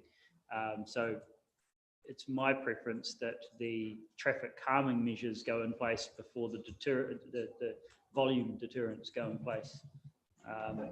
So yeah, I think the raised tables are more important. And then the piece that hasn't been specifically mentioned, but the other end of Stout Street, still faces the same challenges, even if they don't have such a mobilised group putting petitions forward. And it has all of the same challenges that this does, except it's not quite as beautifully tree-lined and appealing. So yeah, I'd like to see more consideration in that. And as you mentioned, a paper coming forward soon should hopefully cover that. All right, we've got Councillor Sheldrake and Councillor Robinson and Wasnot. Thank you.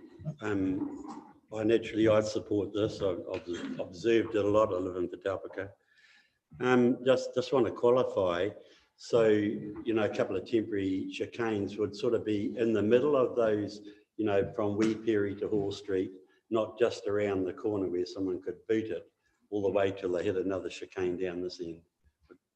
Is that?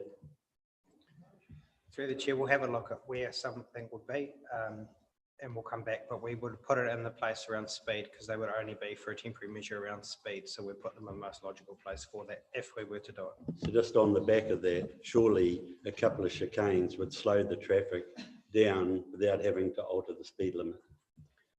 So through the chair, for us to do interventions, we have to do an assessment for us to be able to do things in the road corridor. We're not able to just go in and do those things. So we have to satisfy the safety engineers that we are actually doing something that's improving safety and there aren't unintended consequences from it. So hence why we're hesitant to give an answer on us definitely doing those temporary chicanes, because we have to go away and satisfy other criteria first. Thank you. Common sense should answer that. Without knowing your engineers. Sorry, you're not allowed to. Yeah, we've got it under control. Thank you. Okay, we've got Councillor Robinson.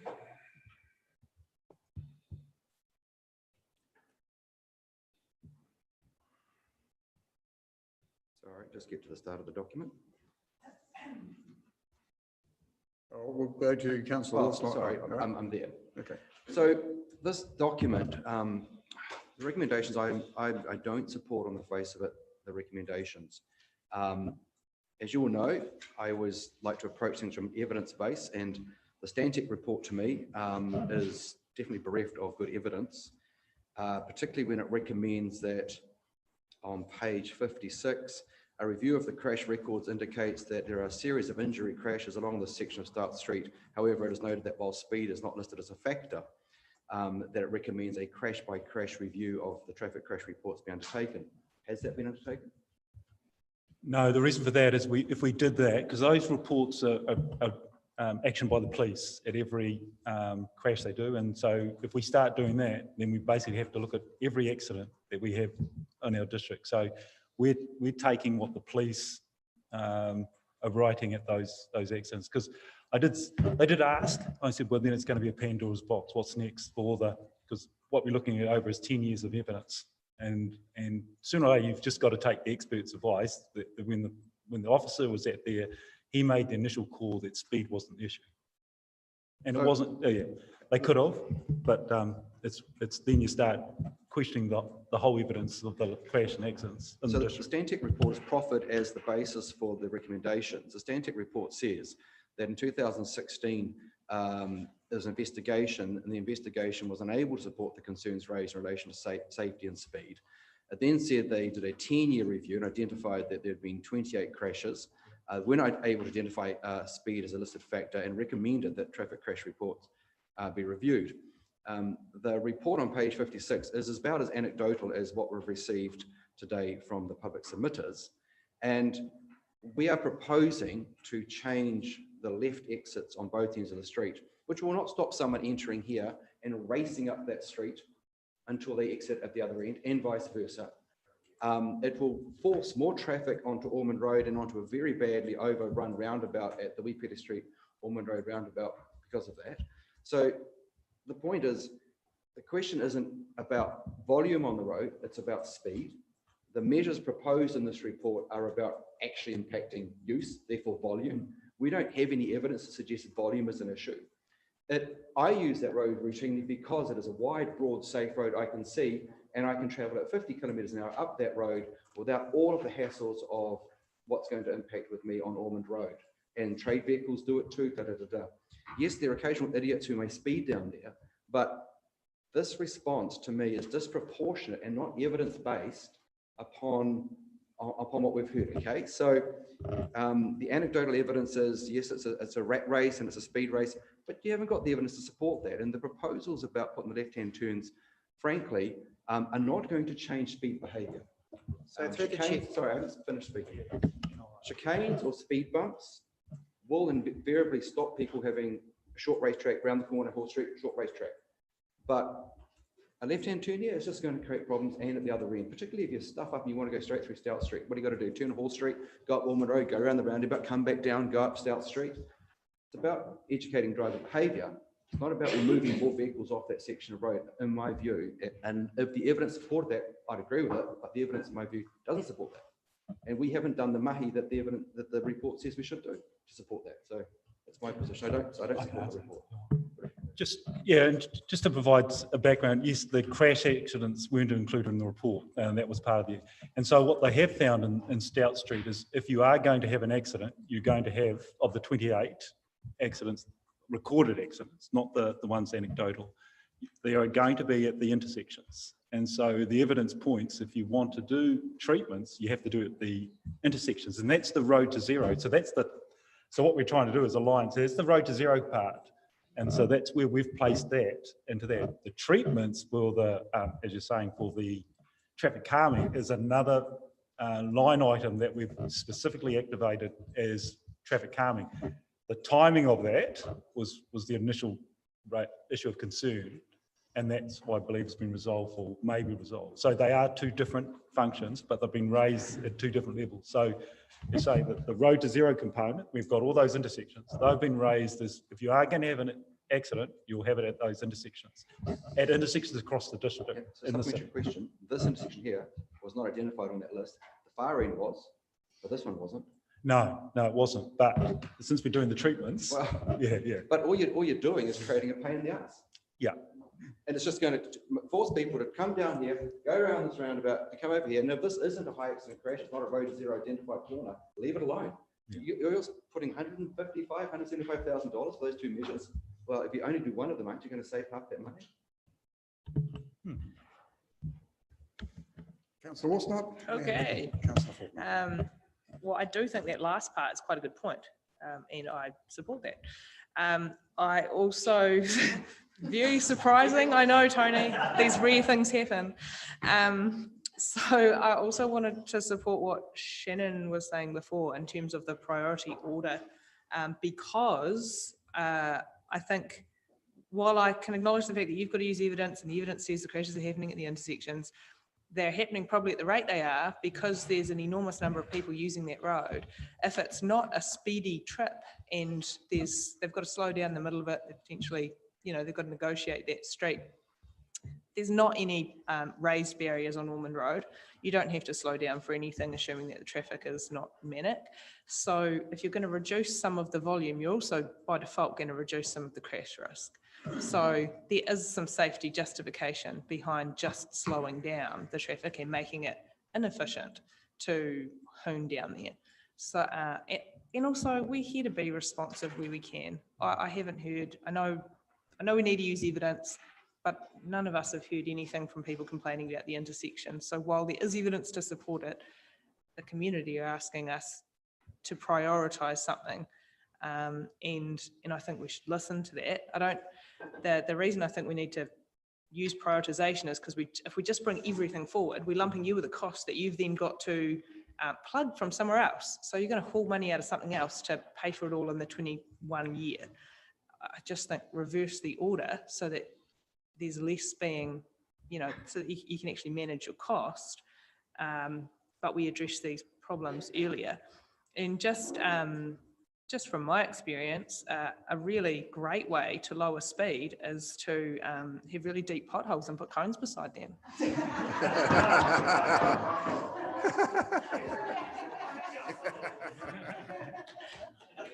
She's speaking from experience. Councillor Faulkner, you might have to agree. Absolutely backhand, actually. A stretch of shingle in the middle of Stout Street would fix everything.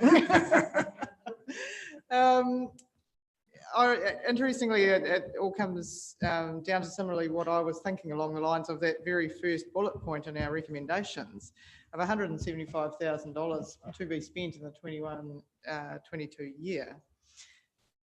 If we don't need to create left turn diversions at either end, can we not bring forward the opportunity to do what Her Worship suggested, which was trial some chicanes that give you the opportunity to do that? I mean, it's just a thought, and it all comes down to dollars. I know that, I understand that, but even if we don't have to do one end of it as a left-hand diversion, so at least give them the option of figuring out how to educate people on Stout Street in particular. So through the chair, we're targeting different funds of money from Waka Kotahi. So the intersections are ones that have been put up for priority funding as far as intersections go across our district. The reason we're raising it in this paper is you can see the treatments that are happening on that stretch of road at the same time as we're proposing. But we do want to move those intersection changes forward, and we want to keep them where they are in the RLTP because we're trying to attract funding from the National Land Transport Fund as well. So they're in our RLTP now as improvements that are there that's been approved by the Regional Transport Committee that's coming up to council. So they're targeting different pockets of money, but we're showing you where they're sitting so you understand all of the treatments that we're proposing along that area. Okay, supplementary to that, then I appreciate that and I understand that. Thank you, David. I guess what we're all coming down to is the fact that the lower part of Stout Street doesn't have the natural slowdown, the natural features of the upper end, which are the creek and various other things which cause people to slow a little bit. But we have to move on this because I got passed by a tradie who was older than me. Never mind our younger drivers, passed by a tradie older than me yesterday morning getting here at 8:30 on Stout Street. Thank you. Your Worship. I just want to come back, but I think Mr. Wilson or Mr. Hatfield mentioned earlier, I think we need to separate the two issues.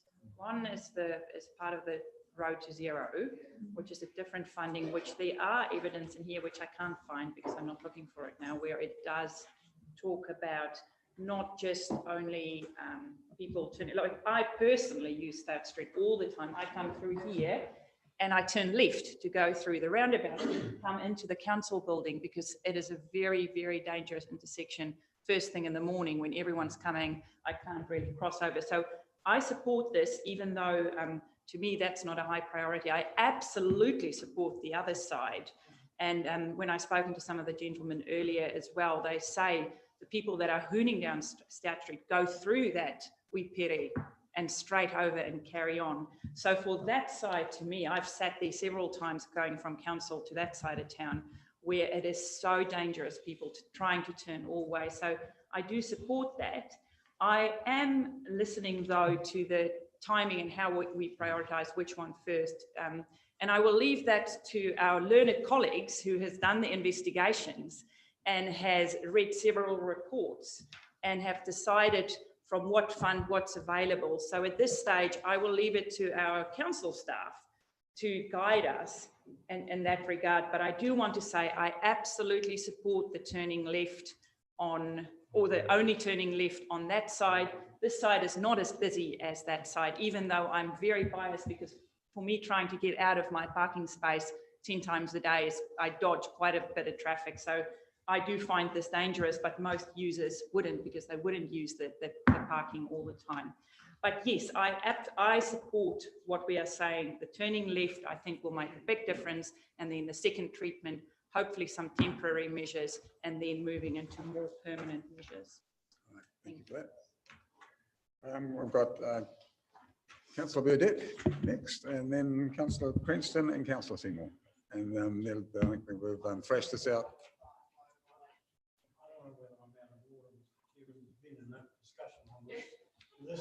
I'm recommending that you push to recommendations. Right, Councillor Cranston? Yeah, I also was a bit confused about the left-hand turns and what the function of those was going to be. But in particular, the Wipiri Stout Street intersection is very problematic. And talking about going left there is not an option, but I don't see why the option can't be a roundabout such as Bright Street, Childers, which is a small roundabout, which doesn't require a lot of room, but then it would, one day, I'm pretty sure the community of Gisborne's going to work roundabouts out. And I think that the flow could be better from a small roundabout in that area rather than the left turn, which is going to actually frustrate a lot of people that want to go straight ahead or want to go right. Option, yep. Okay. Reply, please. And I was just going to pick up that Mr. Wilson covered some of it off. In moving this today, we are putting it into the LTP, and Mr. Wilson's made clear the funding comes from different sources. I remind you that potentially 64% of it is funded by Waka Kotahi, and that item 4 is that council write to the police to ask for an installation of a speed camera in Stout Street. And it will come back to us, is what I take from it, once we see it's in the LTP, Mr. Wilson. Thank you. I move it to be put. Okay, we'll go through all these different recommendations one by one, and we'll adjust accordingly, but we'll just do each one individually. So recommendations that the Operations Committee includes the following in Council's proposed 3-year safety improvements program. Bullet point 1, modify the intersection layout at Wipiri and Fitzherbert Streets to be exiting left only during the financial year of 21-22 at a cost of $175,000. All those in favour of that? Mr. Chairman, I think you have to put all of one together. Oh, You can't do. Okay, well, we'll just do one. Okay, are we all happy with that? What that is at 175 for the years of 21-22? Mr. Chairman, you need to put all of bullet point 1 together. One was 4. Okay, 4 bullet point 2, construct pedestrian improvements along Tyndall and Rutley roads during the financial year 22-23 at a cost of $70,000. No, Mr. Chairman, that was changed to 21-22. All 21, of the dates 22. were changed. 21-22 for that. Install 2 raised speed tables at the intersections of Stout Street and Stafford Streets and Stout Hall Streets during the financial year of 21-22. Right. Review the speed limit of Domain Road in Ormond Township as part of the district-wide speed management strategy. And number 2, instructs the chief executive to inform the Stout Street, Tyndall Road and Domain Road petition writers of the outcomes. And number 3, notes the above recommendations are subject to Waka Kotahi and council funding the safety low-cost, low-risk budgets of $1.1 million for periods 21-22 to 23-24. Point of order, Chairman? I don't know if it is a point of order, but if we, I mean, there's been a lot of people speak about the left-hand turns.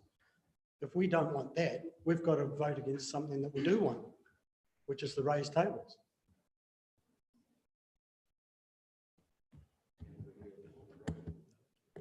Through the chair. Point of order. That is not a point of order. You've put the motion, you need to put it. Yeah.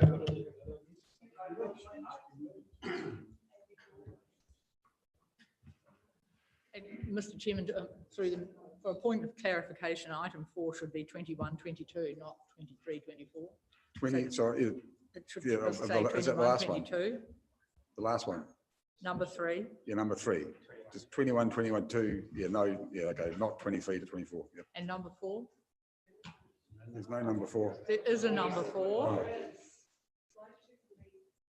Oh, speed camera, right, sorry, yep. My apologies. Can I request we have that point moved separately? I think that's the only new one. So if we can move the first 3. Well, actually, the recommendation is, as it is, the recommendation is bullet point, an extra bullet point to install speed cameras, right? So that's what we're voting on now. That was number 4. It wasn't a Number bullet 4, point. yeah. Well, if somebody has to second. I'll second.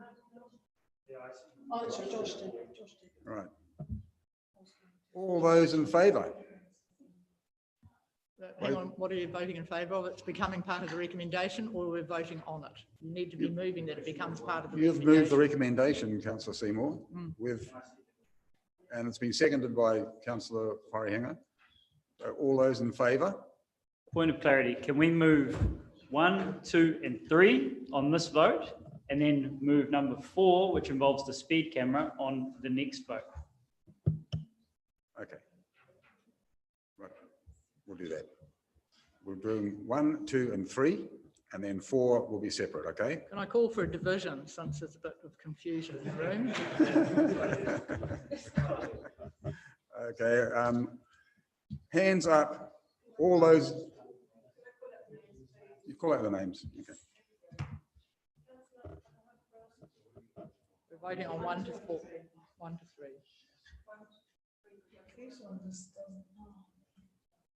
No.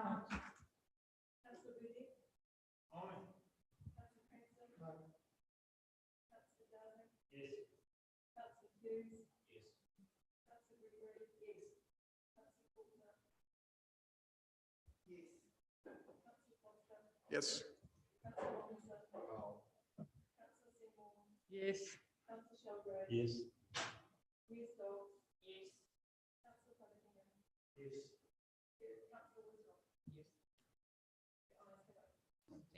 Thank you. Okay, then we'll go to number 4, the installation of temporary speed cameras. Can we please read the recommendation? Thank you.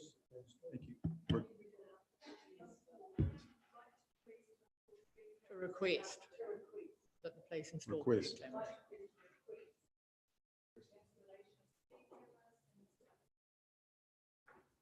Right.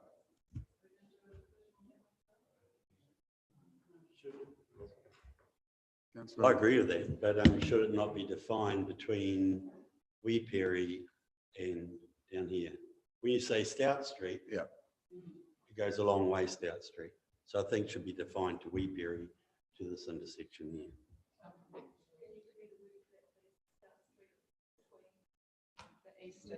The eastern end of Stout Street. That's Herbert and Wee. Do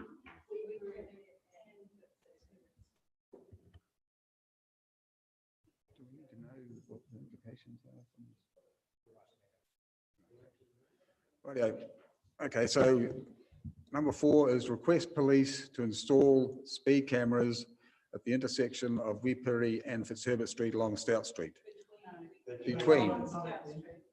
Okay. Right. All those in favour? All those against? Carried. Right. We got there. So hopefully that'll appease.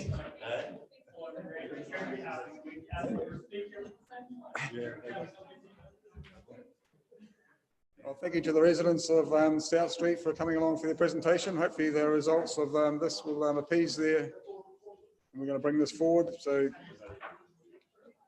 thank you. Pardon?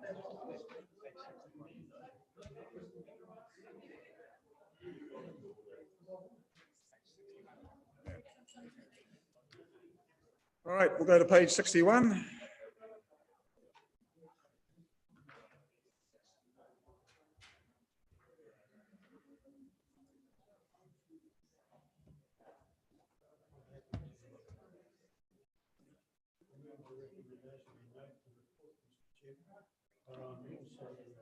Okay, as well, okay. Give your attention, please. We go to page 61, 21 to 23, further rollout of the Three Waters Reform Program, Water Services Bill. Okay, now I take it you've all read the report. Pardon?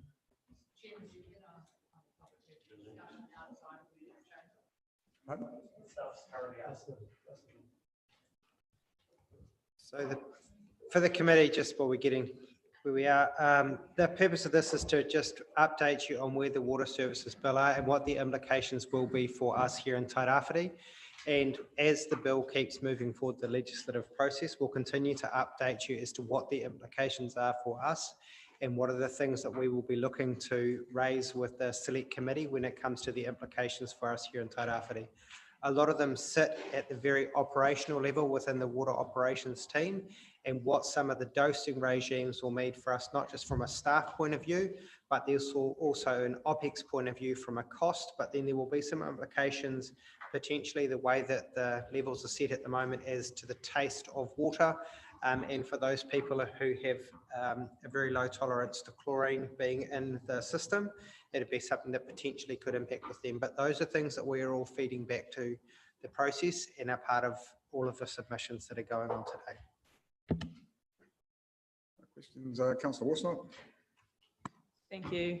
I just firstly wondered if this should be flagged as a little bit more significant than medium, because there are a huge number of people who supply more than one household from their water source, particularly outside the city, clearly. And I think it's worthwhile letting people know that they need to be aware of this. It will impact not only us, but a huge number of people. So that was my first point. I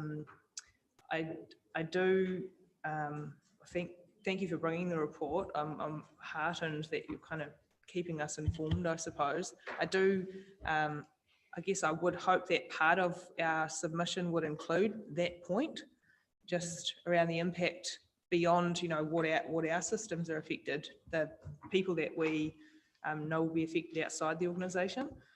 And lastly, I had feedback that council were noted as absent from the hui at the Emerald between DIA and iwi, and I didn't know, and I still don't know anything about it, but I had someone approach me who was there and say, we was I, and we was council.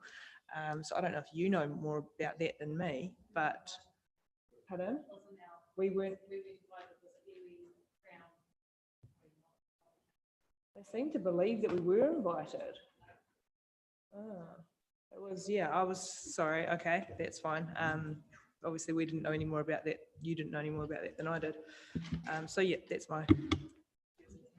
Just to follow up, Councillor Wilson, we have been very active with DIA as to the implications of what a water supplier is, particularly responsible for our rural communities and what the implications that may be for large stations or even small stations for that effect that are supplying more than one household. So that is one of the things we've been working closely with DIA as to what are the implications for our rural community, where they're supplying or where people are taking water takes from, as well as to what it means for them and the implications going forward. Councillor Hadaway, and then Councillor Burdett.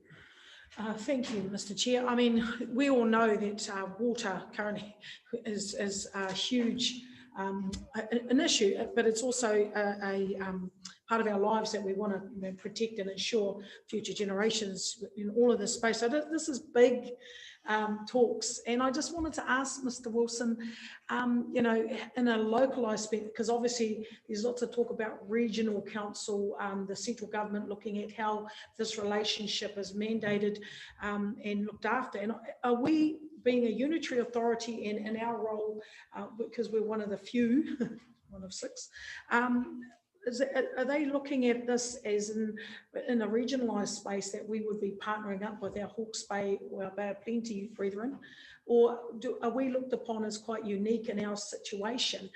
Because I know one of the biggest concerns when we talk of water locally is how local voice, how strong that is when governments legislating changes like they are.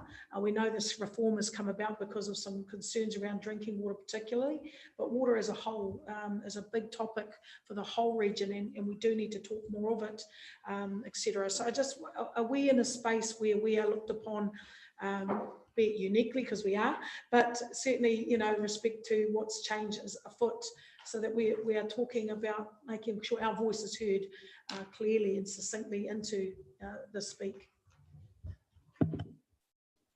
So through the chair, we've had a lot of discussion, and a lot of it's been at the chief executive, and I know her worship's been involved in what's happening with the Three Waters reform.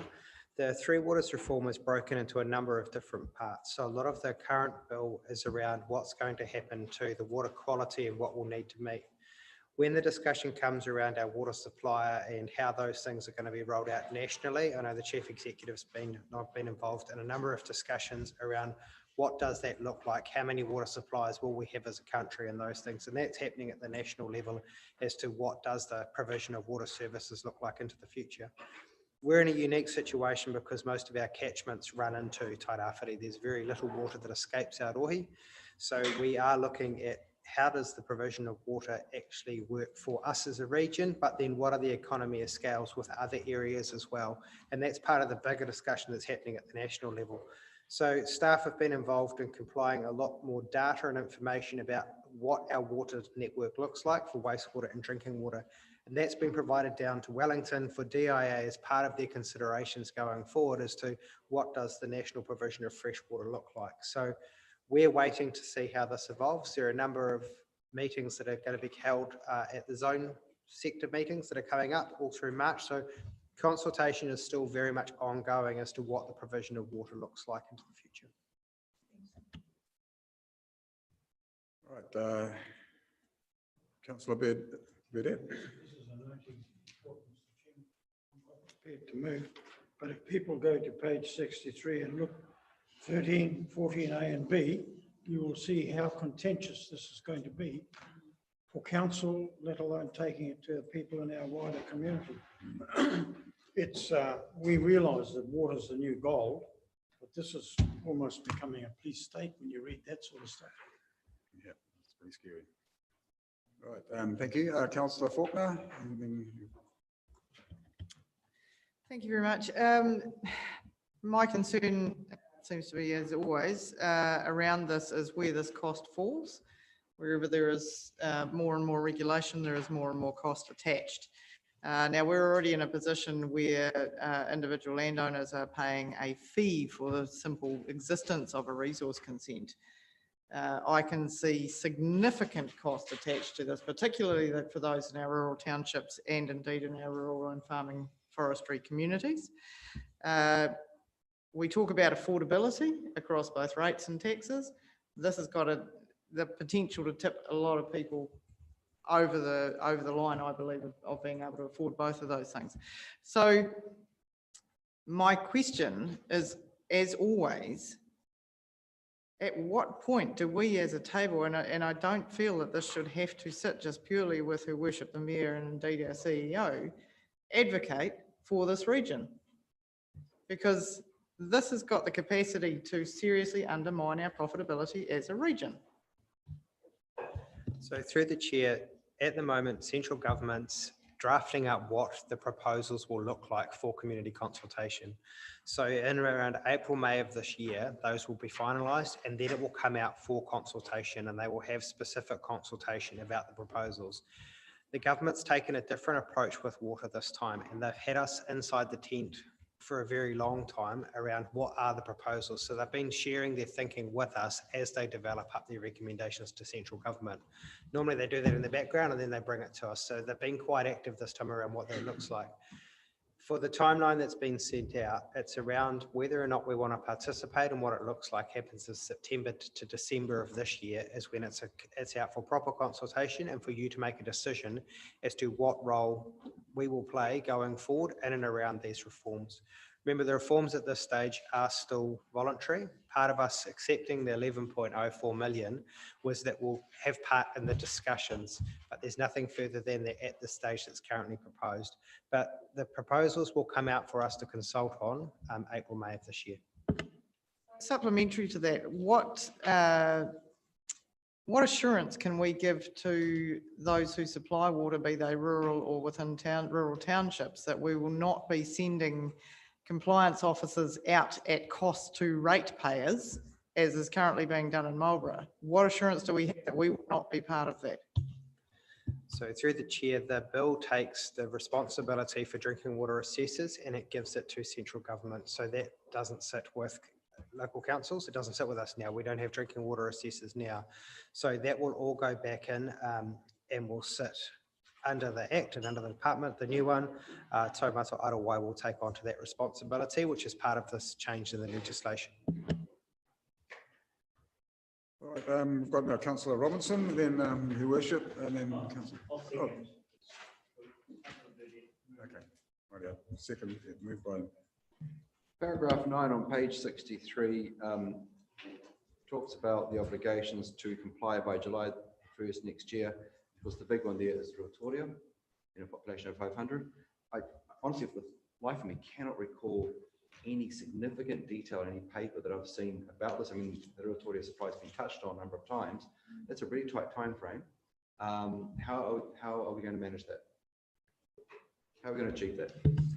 So through the chair, with what we're talking around with our council supplies, that's quite simple. For the Ruatoria supply, it is not a registered supply at this stage. It will have to be formalised.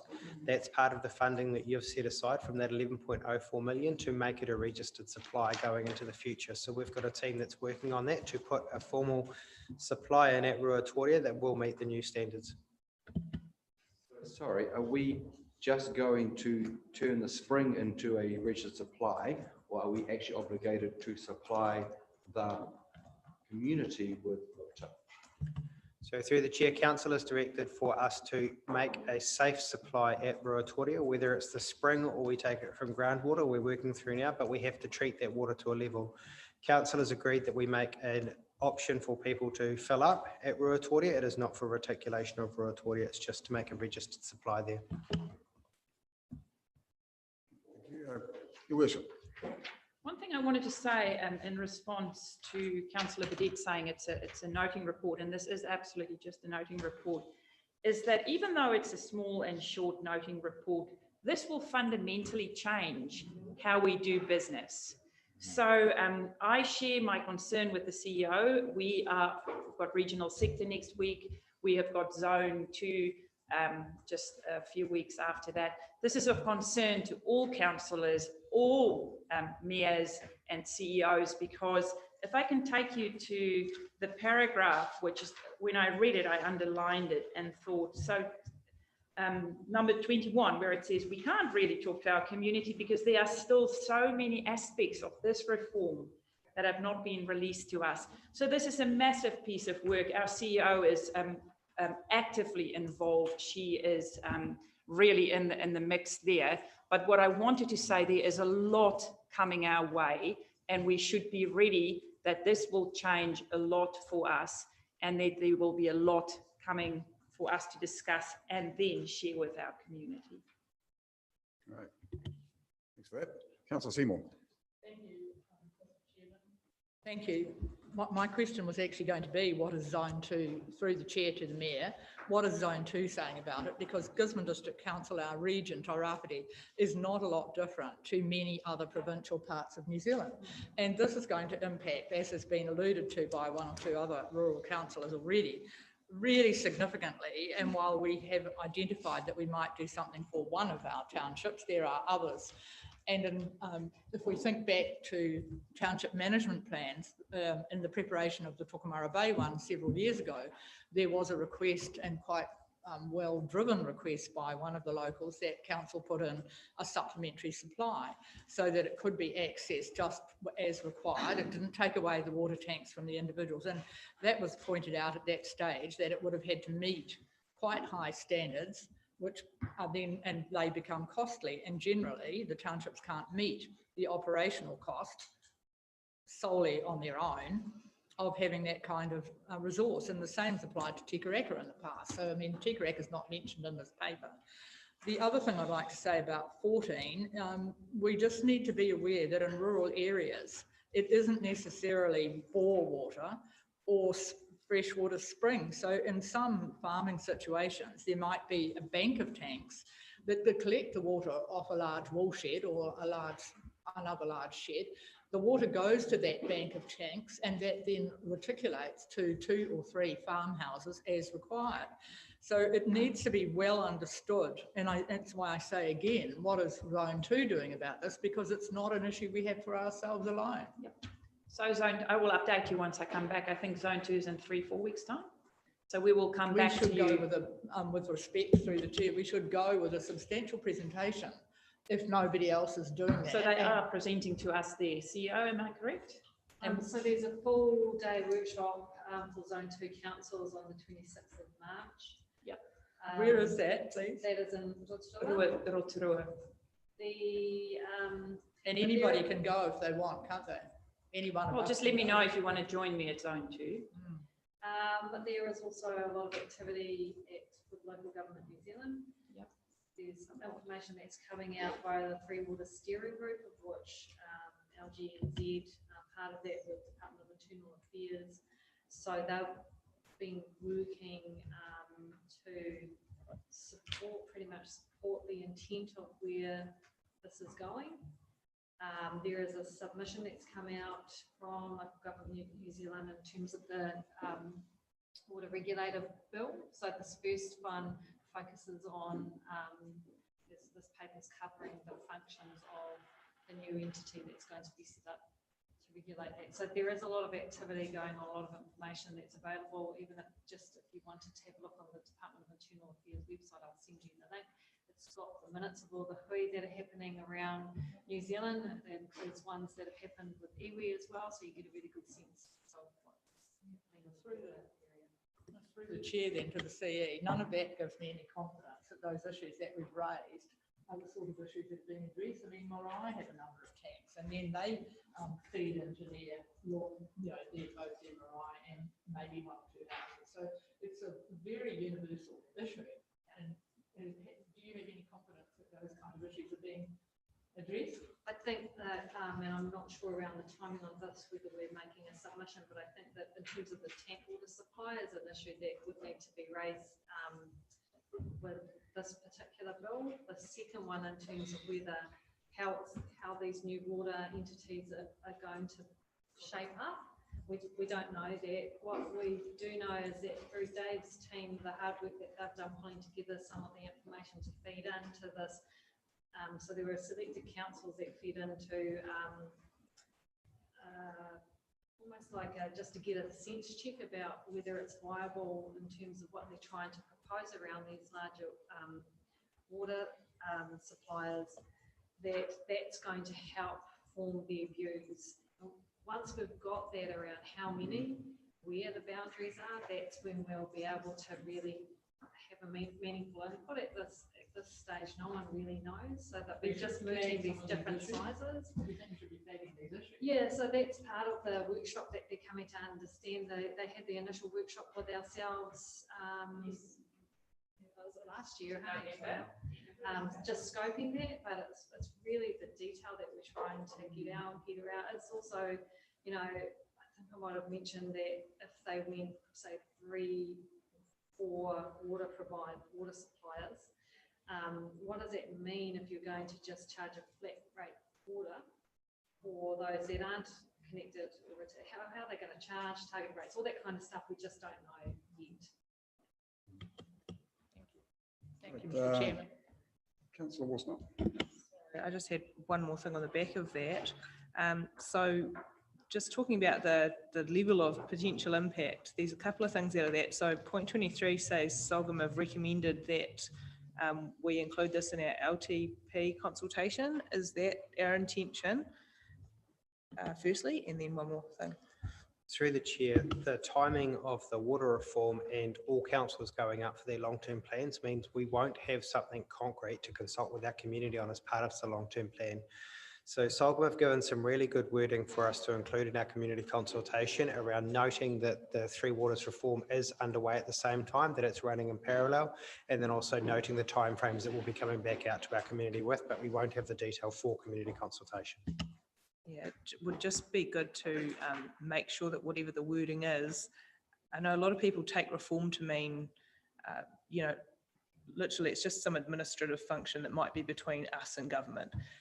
But these material changes that they probably need to anticipate to whether it's rates, to the whole shebang. I'm hoping that that statement is reasonably, well worded to allude to that. Through the chair, we've seen the wording and there's no sugarcoating. This is one of the largest changes to local government that will happen in all of our careers. This is a huge change. So it's understanding the implications for our community, but also nationally, because this is a fundamental rewrite. So supplementary, on the back of that, to what extent is this still optional? I noticed the narrative is incrementally changing, so it's seeming much less optional as time goes on. So through the chair, we've agreed to participate, so you've agreed to participate in the data collection and the things that the team have been working on for the last few months to help inform Cabinet's decisions. The options that come out from them will tell us how optional it is once Cabinet makes their decisions later this year. Right, thank you. Okay, it's a noting report. It's been moved by Councillor Burdett, seconded by Councillor Dowsing. All those in favour? Right, carried. Right, we'll go to page 68, and this is review and renewal of contract for services and leases between Gisborne District Council and Gisborne Museum of Art and Historic Trust.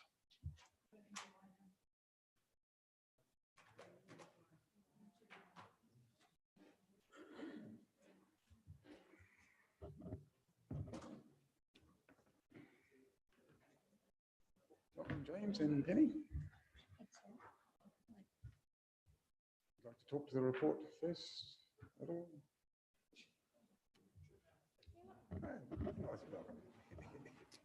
Morning there, everybody.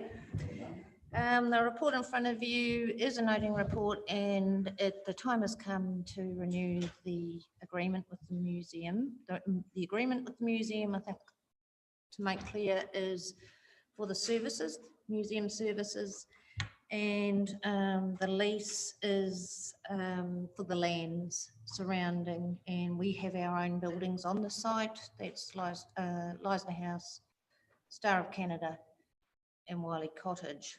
The Museum Trust owns the museum building itself, but we're responsible for the maintenance. So that's related to that area of land where all of those are not where C Company is. And this is just to request your approval so that we can go ahead and action those. I'm happy to move the paper, Mr. Chairman. Both items 1 and 2 on page 68. Second by Robinson. Okay. Okay. Is there any queries or questions from the councillors?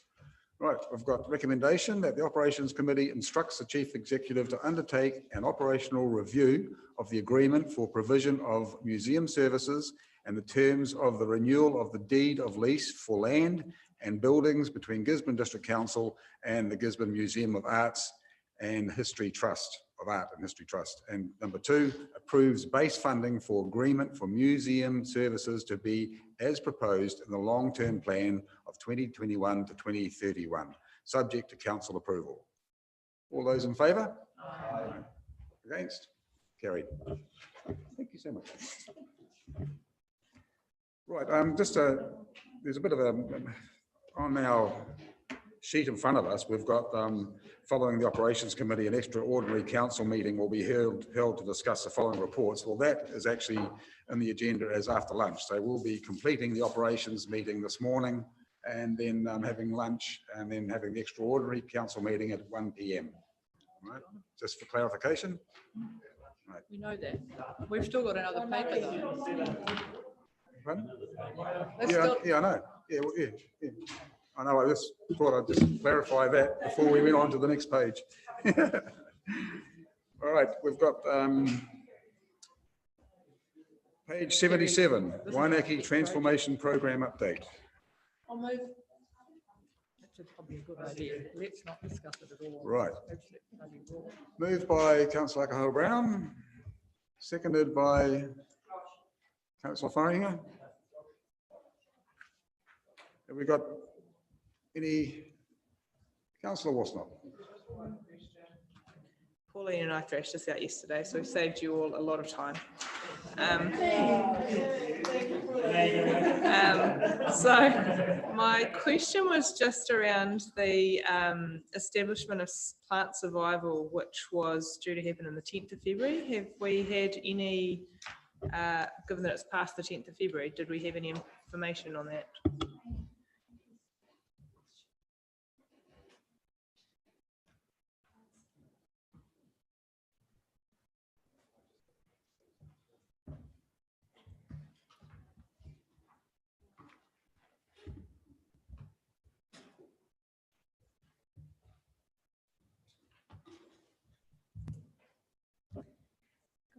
everybody. I did not hear the question. I'm sorry. Could you repeat that? So the question was just under the next steps on page 83. The first assessment of plant survival was 10th of February dated. Just wondered if that had happened and if we had something to report. We established 6 plots and we've managed to go back and check on 5 of those plots. And at the time of establishment, the plant survival was at 96% and now is at 95%. So we have had an additional 5 plant deaths in the last 3 months only. Fantastic. They'll be fine after the rain now. Councillor Dowsing and Councillor Seymour. Thank you. Mine was a similar question, but on the funding on page 81, number 20, our application for the Billion Trees Fund was due to be reviewed last week of January. Did we hear anything back yet? Through the chair, no, there's been further delays with that application and we're now expecting a decision in the next couple of weeks. Question, has the application been lodged? Through the chair, yes, it has. Councillor Seymour. Yes, just an observation on the paper. Thank you for keeping us up to speed. At 28, it says there are no climate change issues arising from the report. Well, I would have thought, in line with the rest of the material that Gisborne District Council is writing at the moment, that it could have found some positive climate change comment to make. Through the chair, yes, agree. For this particular report, in terms of the update, there were no additional climate change implications. But I think we It doesn't probably... say additional, it just says no climate change. And I just think there are climate change. I mean, surely that was one of the reasons for doing it, but I rest my case. Agreed. We can provide an update to the next meeting if you would like. Next time. Okay, Councillor Otago-Brown. And then For me, I just wanted to thank you for the report, but also for the work that has been happening in this space and the opportunity to go and listen to the doctor speak in December. That was a wonderful morning. I arrived a little early and had to leave early. So, but overall, I see this title of this is Wainake, respectively. So Pamoa, is that no longer going to be? When we're talking about projects over time, names seem to kind of change in the space. So the name Pamoa is no longer associated, or is it just, it's in there because it was previously called that. But Wainake, I kind of got the vibe that from locals, that was the preferred noted name for this particular part of the region. So is that's the case entirely? It's no longer called Pamoa? Through the chair, yes, we've kept Pamoa there, as you say, because that's what it's been referred to previously. That's the name that J&L refer to their forest as. However, in discussions with Marae Taha, their preferred name for the project is Wainake. Okay, and also just noting that Dr. Adam Forbes, his restoration research, that's been helpful for us to utilise in other projects pending, future thinks in this space, because that was the purpose, I guess, was for that space. But we're gleaning and gathering some great research to be used elsewhere. So the cost effectiveness and all of that stuff. Thank you.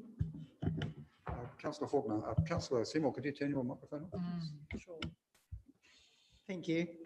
So my question was just around the Ngāhere Ora team.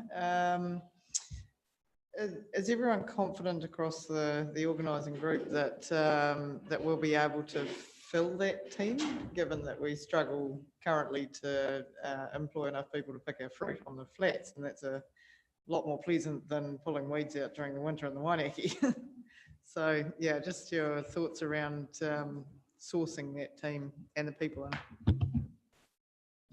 Through the chair, we've already been in discussions with the Ministry of Social Development around recruitment for those roles, and they have suggested that they'll have a number of people coming out of seasonal roles at that point in time from picking and what have you, and they will be looking to pick up further employment. We hope that these roles will be a 3-year contract, a 3-year fixed term for these people, so that perhaps may be an incentive for them to pick up ongoing work at a living wage. So we'll continue to work pretty closely with Ministry of Social Development and with Marae Taha and Ngāi Manuhiri on recruitment for those roles. Nice, a supplementary to that, please. Is that expecting to employ 10 people for the whole of the next 3 years, which is what bullet point 21 says? Through the chair, that's correct. And who will be funding that? That will be funded through the DOC Kaimahi for Nature Fund. With no input from GDC apart from the supervision. The team includes two supervisory roles, which will be funded through the Kaimahi for Nature program if the funding is successful. There will be some operational costs involved for council, but that will be fairly low. So potentially looking at some ongoing training costs, some equipment replacement costs and what have you. Thank you. Councillor Shortridge. Just on the plants, securing of plants, are they all secured locally and is that ongoing? Through the chair, yes, we've secured all our plants locally this year, and we are looking at ongoing procurement for future years that will be local as well as our preference. Great. Any more questions at all? Thank you, Amy and Diane. Okay, it's a noting report and it's been moved by Councillor Akahara Brown, seconded by Councillor Whaihinga. All those in favour? Aye. Carried. All against? Carried. All right, that comes to the end of our Operations Committee meeting for today. Lunch will be at midday. We'll close, yeah, okay. Well, we'll close this meeting and not forgetting that we've got extraordinary council meeting at 1 p.m.